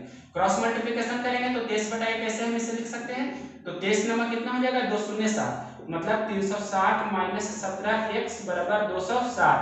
तो हम इधर इसे ले लाते हैं, मतलब 360 माइनस 260 बराबर कितना हो जाएगा 17x। अब देखिए 360 में से 260 घटावेंगे तो कितना होगा, 10 में से 7 गया 3, 5 में से 0 तो 5, और यहाँ कितना हो जाएगा 3 में से 2 1, मतलब 153, और यहाँ से 70 गुना 53 से होता है, यानी कि x का मान कितना हो गया 9। अब आप समझोगे कि दोनों ने 9 दिन तक साथ साथ काम किया और 9 दिन बाद जो है जो ये काम छोड़ दिया था, तो आपका आंसर हो जाएगा 9 दिन। तो 9 दिन आपका कौन सा ऑप्शन है, 9 दिन है जो ऑप्शन नंबर डी है, मतलब डी नंबर ऑप्शन आपका आंसर हो जाएगा। कितना 9 दिन। इसके बाद देखते हैं क्वेश्चन नंबर 90। अब देखिए नेक्स्ट क्वेश्चन, क्वेश्चन नंबर 90, ये सिंप्लीफिकेशन का क्वेश्चन है। इसका मान कितना होगा जो पूछ रहा है, ऑप्शन दिया गया है। ऐसे प्रश्न को आप इसका शॉर्टकट भी जानते हैं, लेकिन बेसिक बता देते हैं। 30 को कैसे लिखेंगे 5 गुना 6, 42 को कैसे लिखेंगे 6 गुना 7, फिर इसे लिखेंगे 7 गुना 8, 8 गुना 9, फिर इसे लिखेंगे 9 गुना 10, और इसे लिखेंगे 10 गुना 11। आप ये जानते होंगे। अब इसे हम ब्रेक करके लिख रहे हैं 1/5 माइनस 1/6, इसे लिखेंगे 1/6 माइनस 1/7, 1/7 माइनस 1/8, 1/8 माइनस 1/9, और 1/9 माइनस 1/10, फिर 1/10 माइनस 1/11। ऐसे हमने लिखा। ये तो कम था तो इसे हमने लिख दिया। अगर जो रहता 1000 तक 2000 तक तो डॉट डॉट करके सिर्फ अंतिमा लिखते, इतना समझे। इसके बाद प्लस, क्वेश्चन में यहाँ पर गुना लिखा है लेकिन वो गलत है, प्लस यहाँ पर होगा तभी एक्यूरेट आंसर आएगा। इसका जनरल फॉर्म लिख देते हैं। आपको पता होगा जैसे यहाँ पर n हम लिखते हैं, अगर जो n तो यहाँ पर इसका 1 दूनी 2 है, मतलब 2n है, फिर क्या है 2 दूनी 4, मतलब यहाँ पर फिर कितना है इसका दोगुना। देखिए ध्यान से, इसका जनरल फॉर्म लिख रहे हैं तो यहाँ पर 1n लिखा, यहाँ पर 2n, यहाँ पर क्या लिखेंगे 4n। अब n का मान 1 रखेंगे तो ये हो जाएगा, n का मान 2 रखेंगे तो ये हो जाएगा, n का मान 3 रखेंगे तो ये हो जाएगा। इसी प्रकार से कंटिन्यू रहेगा। नीचे देखेंगे यहाँ पर 1n लिखे या सिर्फ n लिखे, यहाँ पर 3n लिख सकते हैं, यहाँ पर क्या लिख सकते हैं 9n, और ये कंटिन्यू आगे चलते रहेगा। इस प्रकार से n का मान 1 रखेंगे तो ये हो जाएगा, n का मान 2 रखने पर ये हो जाएगा, n का मान 3 रखने पर ये हो जाएगा। इसका हल कर सकते हैं तो n तो ये कैंसिल हो जाएगा, मतलब इसके बाद देखिए इस क्वेश्चन को बना रहे हैं, यहाँ पर -1/6 प्लस 1/6, इस प्रकार से कैंसिल होते जाएगा। सिर्फ क्या बचेगा, लास्ट वाला बचेगा -1/11, तो 1/5 माइनस 1/11 और प्लस ये क्या हो गया 4 दूनी 8/9 किया 27, मतलब 8/27। इसे आप ऐसे भी बना सकते थे, एक तरीका तो ये है। दूसरा तरीका है कि 8/27 हम अगर जो कॉमन ले लेंगे तो इधर 1 + 2 + कंटिन्यू इस प्रकार रहेगा, नीचे भी 1 + 2 + ऐसे होगा, फिर ये कैंसिल हो जाएगा। आप दूसरा तरीका ऐसे करके भी ये बना सकते हैं। तो यहाँ पर देखिए 11 - 5 तो कितना हो जाएगा 6/55 प्लस ये 8/27। इसका हल करेंगे, यही आपका फाइनल आंसर होगा। तो 55 गुना 27 नीचे एलसीएम हो जाएगा, और ऊपर में देखिए 27 छक कितना होता है 88, इस प्रकार से। और यहाँ देखिए 55 गुना 8 कितना होगा जो करना है, तो 55 गुना 8 कैसे करेंगे जल्दी से, 50 × 400 होता है, और 5 × 40 तो कितना हो जाएगा 440। या ऐसे भी कर सकते हैं 5 × 40 और 5 × 40 4 44, इसे जोड़ लीजिए तो 0 और 2 2 हो गया, फिर 6 और 4 10, और 4 1 5 कितना हो गया 6। फिर से देख सकते हैं 2 ठीक है, 6 4 10 और 5 1 6, इतना बटा 602 बटा 55 गुना 27 करेंगे तो 55 को हम ऐसे लिख सकते हैं कि 5 गुना 11 गुना 27। तो पहले ऐसे कर देते हैं कि 27 गुना 5 कितना होता है 135, तो 11 गुना 135 हमें करना है। अब 11 से 135 में गुणा करना आसान है, इस प्रकार से पहले 5 लिखा, फिर 5 3 8 हो जाएगा, उसके बाद फिर कितना हो जाएगा ये 5 5 3 8 हो गया, फिर 3 1 कितना हो जाएगा 4 और 1 0 1, इस प्रकार से आपका आंसर आ जाएगा 602 बटा 1485 फाइनल आंसर होगा। जो किसी भी ऑप्शन में मैच नहीं कर रहा है तो ऑप्शन नंबर डी नहीं ई हो जाएगा। ई मतलब इनमें से कोई नहीं, ये वाला ऑप्शन आपका आंसर होगा इनमें से कोई नहीं। इसके बाद देखते हैं नेक्स्ट क्वेश्चन, क्वेश्चन नंबर 90 के बाद 91 नंबर क्वेश्चन आपको ये लिखा गया है, सिंप्लीफिकेशन का है, इसका मान निकालना है। तो ऐसे प्रश्न को नीचे से की ओर बनाते हैं, मतलब सबसे पहले इतना का हल करना है तो कितना हो जाएगा 3 दूनी 6 1 7 बटा 3, तो 7/3 1/7/3 इतना का पहले हल करेंगे तो कितना हो गया 3 दूनी 6 7/3। अब 1/7/3 लिखा है तो कितना हो जाएगा 3/7 मतलब 4 प्लस कितना हो गया 3/7 इतना समझे 4 प्लस 3/7 तो 7 चौका 28 और 3 कितना हो गया 31/7 इतना समझे इतना का मान निकाल कर कितना चला आया 31/7 4 प्लस 3/7 मतलब 31/7।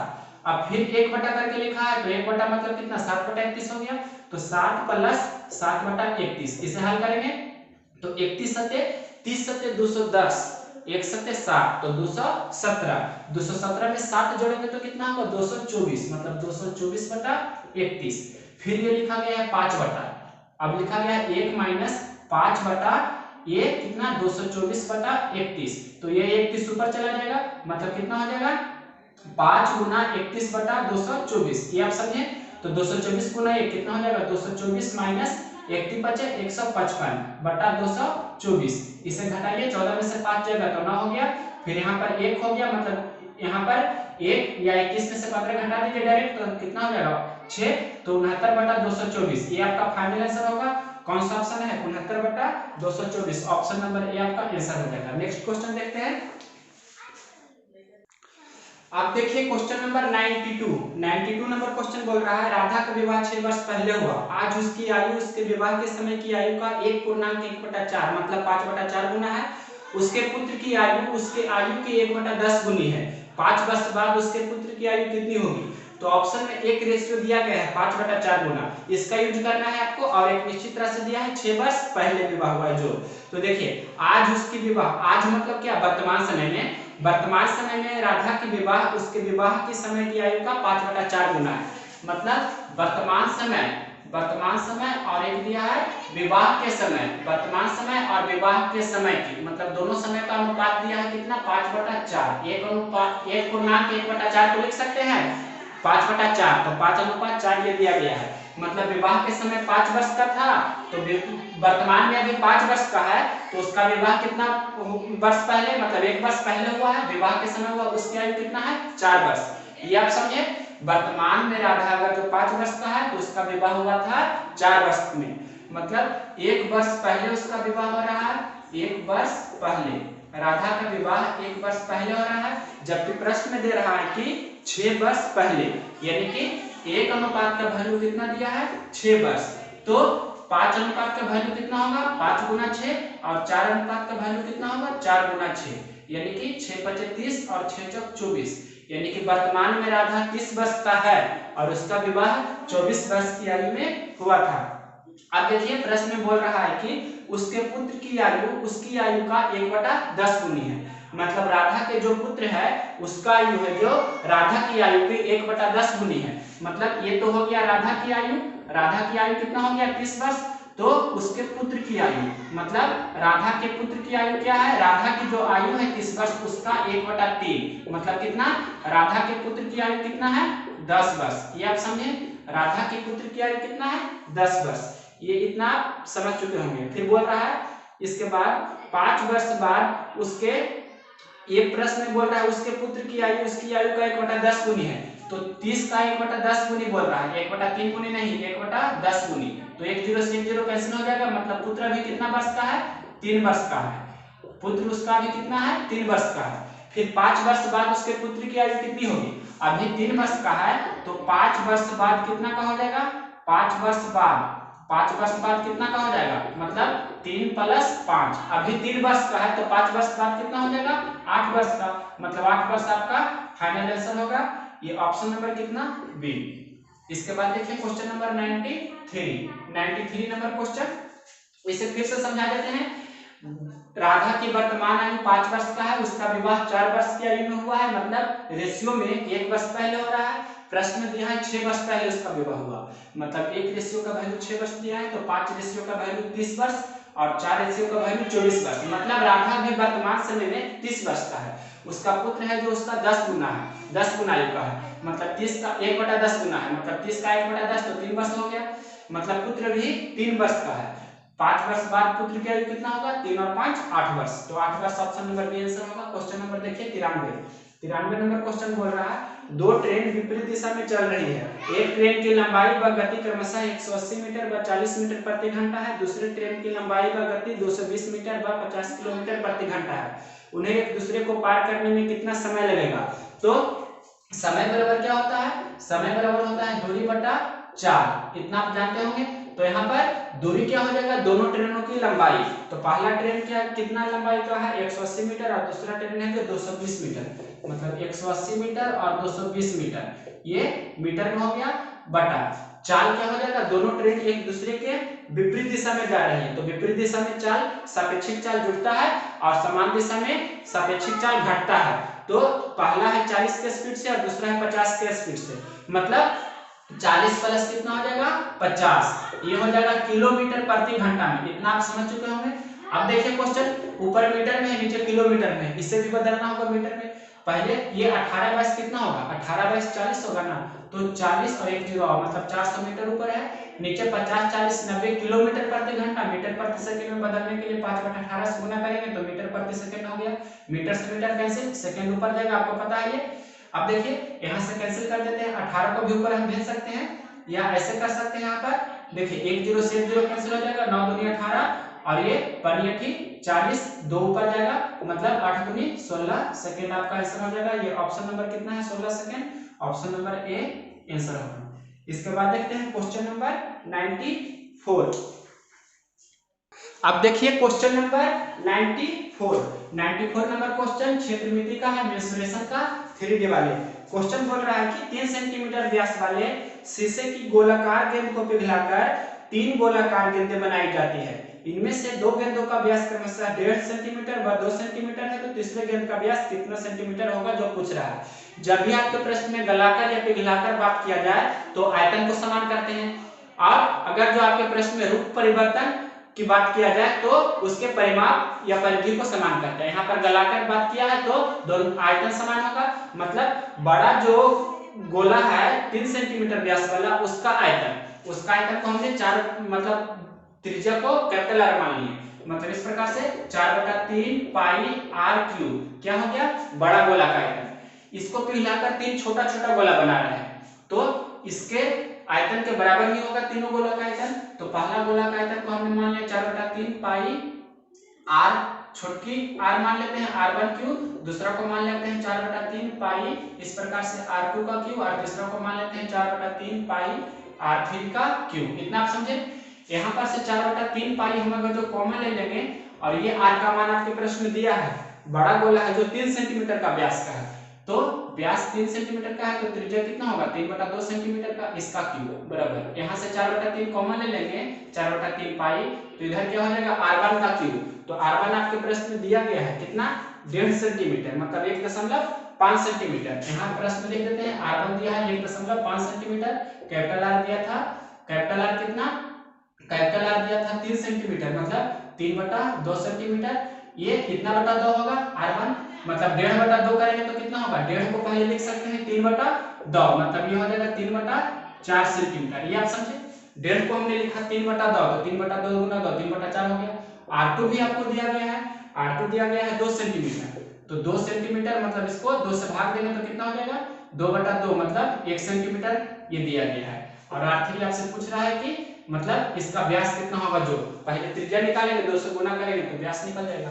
अब यहाँ देखिए r1 का क्यूब मतलब r1 कितना है? r1 हो गया आपका 3/4 तो 3/4 का क्यूब। उसके बाद r2 कितना दिया गया है? 1 सेंटीमीटर तो 1 का क्यूब, और इसे हम x मान लेते हैं, r3 को x मान लिए तो क्या हो जाएगा? x का क्यूब। अब क्वेश्चन देखिए इजी हो गया। 4/3 पाई कैंसिल हो जाएगा। 3 का क्यूब कितना होगा? 27/2 का क्यूब 8। यहाँ देखिए इसे हल करना आसान है। 3 का क्यूब कितना हो जाएगा? 27 और 4 का क्यूब 64 मतलब 27/64 से हम लिख देते हैं +1 और प्लस x क्यूब। इसे हल करना भी आसान है। क्यों? क्योंकि हम इसे एक तरफ ले लाते हैं, मतलब इसे एक तरफ कर रहे हैं, मतलब ऐसे 27/8 माइनस 27/64। अब देखिए ध्यान से, इधर 1 प्लस x क्यूब बचा, इसे हम हल कर देते हैं। नीचे 64 है तो यहाँ पर भी 64 करने के लिए 8 से गुना करेंगे तो यहाँ भी 8 से गुना कर देते हैं। मतलब एलसीएम हो गया 64। तो 27 कितना होता है? 27 गुना 8 216 होता है। तो 216 माइनस 27 216 माइनस 27 बटा 1 प्लस एक्स क्यूब। 216 में से 27 घटा देंगे तो 16 में से 7 9, फिर यहाँ 20 में से 2 तो कितना होगा 18। 189 बटा कितना हो गया 64। इतना आप समझे, बराबर 1 प्लस एक्स क्यूब। इसके बाद 1 को फिर इस तरफ लेकर आ गए, मतलब 189 बटा 64 माइनस 1 बराबर एक्स क्यूब। अब यहाँ पर से कितना 164 में से 189 में से 64 घटा देंगे, उतना बटा 64 होगा। तो यहाँ पर हम लिख रहे हैं 189 बटा कितना हो जाएगा ये, इसमें से 64 घटा देंगे 189 में से, मतलब 9 में से 4 जाएगा 5, और यहाँ पर 9 में से 4 गया 5 हो गया, फिर 18 में से 6 गया कितना 12। 189 बटा कितना हो गया 125, इतना बराबर एक्स क्यूब हो गया। यहाँ से देखिए हल करना है, ये तो गलत लिख दिया हमने। यहाँ पर से देखिए 189 बटा 64 माइनस 1 बराबर एक्स क्यूब है, इधर हल करेंगे तो 64 यहाँ पर हो जाएगा, मतलब 189 माइनस 64 बटा कितना हो जाएगा 64 बराबर एक्स क्यूब। 189 में से 164 घटा देंगे तो कितना हो जाएगा 125, मतलब 125 बटा 64 बराबर एक्स क्यूब। अब क्यूब इस तरफ जाएगा तो x बराबर क्या हो जाएगा क्यूब रूट ऑफ 125 बटा 64। तो 125 का घनमूल 5 हो जाता है और 64 का 4, मतलब x का मान कितना हो गया 5 बटा 4। ये तो हो गया 5 बटा 4 क्या त्रिज्या, 5 बटा 4 हो गया त्रिज्या। आपसे पूछ रहा है व्यास, तो व्यास क्या हो जाता है 2 गुना त्रिज्या, मतलब 2 गुना 5 बटा 4, तो 2 दूनी 4, 5 बटा 2 का मतलब कितना हो गया 2.5 सेंटीमीटर, ये आपका हो जाएगा व्यास। तो व्यास आपसे पूछ रहा था, अगर जो त्रिज्या पूछता तो त्रिज्या 5 बटा 4 हो जाता। तो आपका ऑप्शन नंबर कितना है 2.5 है, जो ऑप्शन नंबर बी है, बी नंबर ऑप्शन आपका आंसर हो जाएगा। ये कैलकुलेशन में गलती कर दिए थे। अब क्वेश्चन नंबर देखिए 95 नंबर क्वेश्चन है, एक गोले व घन के सतह का क्षेत्रफल समान है, तो गोले व घन के आयतन का अनुपात क्या होगा। गोला और घन है, पहले गोला है उसके बाद क्या है घन है, दोनों के सतह का क्षेत्रफल मतलब कुल पृष्ठीय क्षेत्रफल, ये आपको पता रहना चाहिए। घन के गोला का कुल पृष्ठ क्या होता है 4 पाई r स्क्वायर, और घन का कुल पृष्ठ क्या होता है 6 गुना साइन का स्क्वायर। ये इस प्रकार से समान है, मतलब गोला का संपूर्ण पृष्ठ क्षेत्रफल और घन का संपूर्ण पृष्ठ क्षेत्रफल बराबर है। तो यहाँ पर से दोनों के, जैसे इसका साइड का स्क्वायर इसका त्रिज्या का स्क्वायर, दोनों मतलब दोनों का रेशियो निकाल लेते हैं, तो r square upon a square क्या हो जाएगा 6 बटा 4 पाई। इतना आप समझे क्या हो जाएगा r square upon a square बराबर 6 बटा 4 पाई, या इसे कैसे भी कर सकते हैं 3 दूनी 6 और 2 दूनी 4, मतलब 3 बटा 2 पाई। अब अगर जो r बटा a हम निकालेंगे तो रूट अंडर हो जाएगा 3 बटा 2 पाई का, या अलग अलग करेंगे तो रूट 3 बटा कितना होगा रूट अंडर 2 पाई। इतना समझे। अब क्या बोल रहा है, मतलब ऐसे भी लिख सकते हैं r रेशियो a, मतलब r का मान रूट 3 हो गया और a का मान कितना हो गया रूट अंडर 2 पाई, रूट के अंदर में ही पाई है। अब दोनों का आयतन पूछ रहा है, आयतन तो देखिए गोला का आयतन क्या होता है 4 बटा 3 पाई r क्यूब, तो 4 बटा 3 पाई r क्यूब मतलब रूट 3 का क्यूब। उसके बाद घन का आयतन होता है भुजा का क्यूब, मतलब रूट के अंदर में 2 पाई है इसी का क्यूब। तो देखिए इसे हल करते हैं 4 बटा 3 पाई, 4 बटा 3 पाई लिखें, रूट 3 का क्यूब कितना होगा 3 गुना रूट 3, रूट 3 का स्क्वायर 3 हुआ, एक बार और रूट 3 तो 3 रूट 3 रेशियो, रूट 2 पाई पहले स्क्वायर रहेगा तो 2 पाई तो पहले ऐसे हो जाएगा, और एक रूट में ऐसे रह जाएगा, रूट के अंदर में 2 पाई। इसका करेंगे, इसका कैलकुलेशन तो आपको समझ रहे होंगे, स्क्वायर बार में ये कैंसिल हो जाएगा, एक और रह जाएगा घात, मतलब रूट के अंदर में 2 पाई इसी प्रकार से कैंसिल कीजिए, 3 से 3 पाई से पाई 2 दूनी 4, मतलब इधर कितना है 2 रूट 3, और इधर क्या बचा इधर अलग अलग कर देते हैं, रूट 2 गुना root pi, root A B को हम लिख सकते हैं रूट ए गुना रूट बी।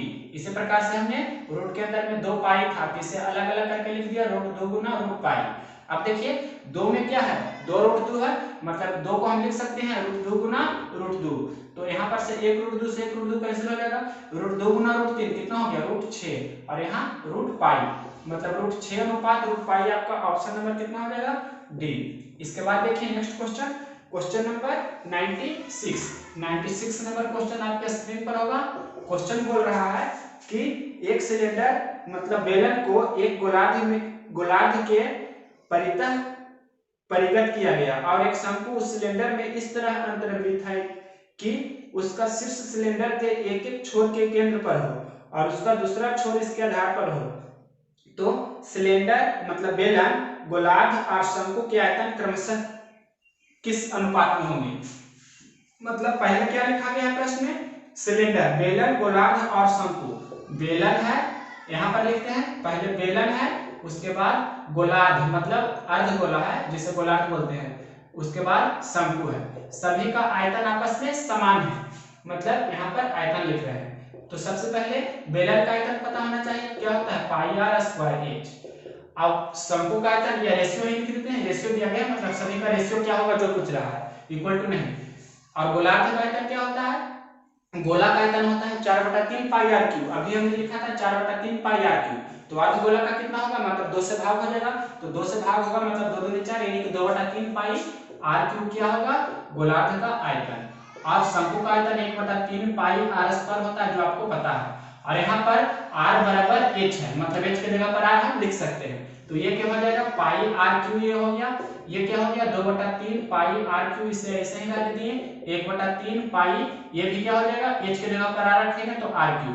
अब देखिए पाई पाई पाई कैंसिल हो जाएगा, आर क्यू भी आर क्यू भी आर क्यू भी, तो बचा क्या 1/1 2/3 1/3, तो 3 एलसीएम लेंगे तो 3 गुना 1 3 हो जाएगा, फिर 2 हो जाएगा और 1 हो जाएगा। ये आपका फाइनल आंसर होगा 3 2 1। कौन सा ऑप्शन है 3 2 1, ऑप्शन नंबर बी। 2 क्वेश्चन और बचा है, ये आपका आंसर हो जाएगा option number B, question number 96 का। अब देखिए क्वेश्चन नंबर 97 नंबर क्वेश्चन है, नीचे दिए गए चित्र में आच्छादित भाग का क्षेत्रफल लगभग कितना है जो पूछ रहा है। ऑप्शन दिया गया है, मतलब जो छायांकित भाग है इसका क्षेत्रफल निकालना है, मतलब ये सारे भाग का आपको क्षेत्रफल निकालना कितना होगा जो। तो छायांकित भाग का क्षेत्रफल आपको प्रश्न में पूछ रहा है, छायांकित भाग का क्षेत्रफल, तो ये किस प्रकार निकलेगा आपको पता होना चाहिए।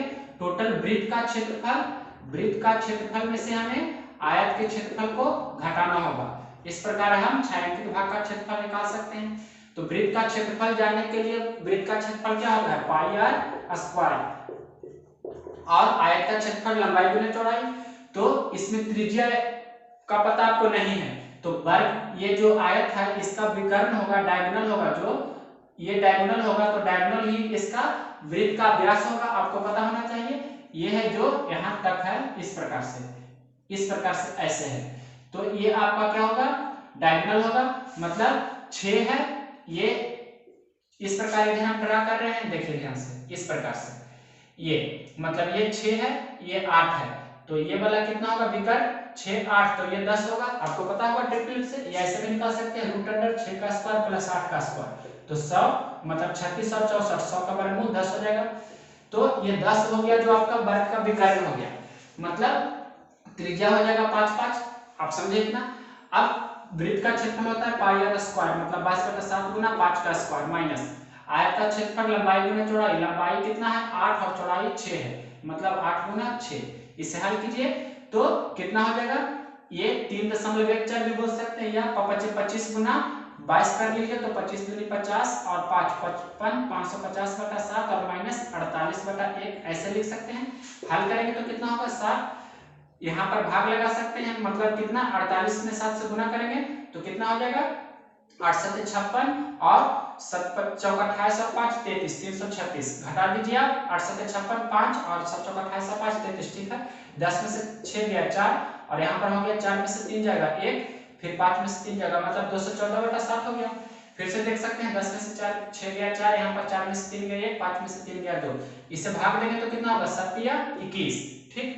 फिर 3 बार में पूरा कट गया, अब फिर 4 उतरेगा, मतलब नहीं रहेगा तो 0 देंगे, फिर दशमलव, इसके बाद फिर 4 पर 0 हो जाएगा, मतलब 7 5 35, इस प्रकार से फिर 5 0, उसके बाद 7 7 49, मतलब इस प्रकार कंटिन्यू रहेगा। तो 30.5 और समथिंग कुछ होगा, कौन सा ऑप्शन मैच कर रहा है इस प्रकार से 30.6, लगभग में आंसर कितना होगा 30.57, मतलब 30.6 सेंटीमीटर स्क्वायर, ये आपका आंसर होगा।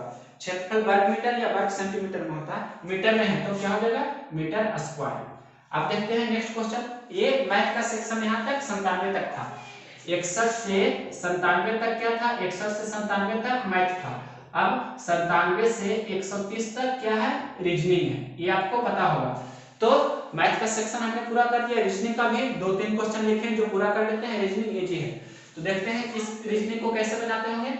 ये दिया गया है 7 5 12 तो 12 का आधा करके लिखा गया है 6। फिर मतलब इस प्रकार से 7 + 5/2 तो 6 हुआ। 21 5 26/2 तो 13 है। फिर 21 और 7 जोड़ेंगे मतलब 21 + 7/2 तो कितना हो जाएगा 21 7 28 और 2 से भाग देंगे तो कितना होगा 14। तो ये भाट का मान 14 हो गया आपका आंसर। इसके बाद नेक्स्ट क्वेश्चन देखिए 98 के बाद 99 नंबर क्वेश्चन आपके स्क्रीन पर होगा। बोल रहा है क्वेश्चन, एक बस हर 30वें मिनट पर बस हवाई अड्डे से दिल्ली के लिए छूटती है। पूछताछ मतलब इंक्वायरी क्लर्क ने यात्री को बताया कि बस 10 मिनट पहले ही जा चुकी है और अगली बस 9:35 इतना बजे प्रातः काल मतलब सुबह को निकलेगी। किस समय पूछताछ क्लर्क ने यह सूचना यात्री को दी। क्वेश्चन में दिया गया है कि अगली बस कितना बजे है 9:35 में और हर 30 मिनट पर बस है मतलब 9:35 में बस है तो उसके पहले वाला बस 30 मिनट 9:35 में अगला बस है तो 30 मिनट पहले वाला बस खुला है जो कितना होगा मतलब 9:35 में से 30 मिनट घटावेंगे तो 9:05 होगा मतलब पिछला बस खुला जो 9:05 में। और ये जो यात्री आया इंक्वायरी से पूछने के लिए 10 मिनट पहले ही जा चुकी है ऐसा बोला उसे। तो 10 मिनट पहले ही बस खुल चुकी थी तो 9:05 में 10 मिनट जोड़ देंगे मतलब 9:15 में पूछताछ किया गया तो 9:15 कौन सा ऑप्शन है ऑप्शन नंबर डी। मतलब क्वेश्चन नंबर 99 का ऑप्शन नंबर कितना हो जाएगा डी। 9:05 में कितना जोड़े 10 मिनट तो हो जाएगा 9:15 प्रातः में। ये आपका आंसर हो गया। इसके बाद देखिए क्वेश्चन नंबर 100। इसके बाद ये इस वीडियो को खत्म करते हैं। ये आपका सीरीज है इसमें लुप्त किया है जो बताना है 18 30 37 35 यहाँ 49 है 25 के यहाँ 49 उसी प्रकार से ये लिखा गया है ये लिखा गया है तो व्हाट की जगह पर क्या होगा जो। तो इस फिगर को सबसे पहले देखिए कैसे सजाया गया है 18 7 25 हो रहा है 30 और 7 37 हो रहा है तो जो डिफरेंस है तिरछे तिरछे का मतलब 7 का उसी का ये स्क्वायर है। यहाँ भी देख सकते हैं 46 और 54 का अंतर कितना है 8 37 और 45 का अंतर कितना है 8 तो 8 का स्क्वायर 64 है। यहाँ भी देख सकते हैं 26 और एक चीज ये भी ध्यान देने वाली बात है कि 18 है तो यहाँ 25 है मतलब ये छोटा है ये बड़ा है। 46 है तो 55 है ये छोटा है ये बड़ा है। उसी प्रकार से 22 है तो यहाँ पर ये छोटा ही होगा 22 से तो कम होगा कंफर्म।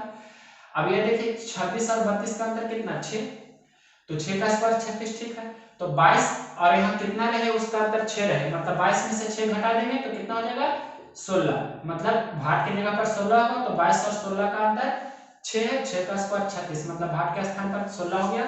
16 कौन सा ऑप्शन है 16 है जो ऑप्शन नंबर आप देख सकते हैं ये ऑप्शन नंबर बी है मतलब बी नंबर ऑप्शन आपका आंसर हो गया।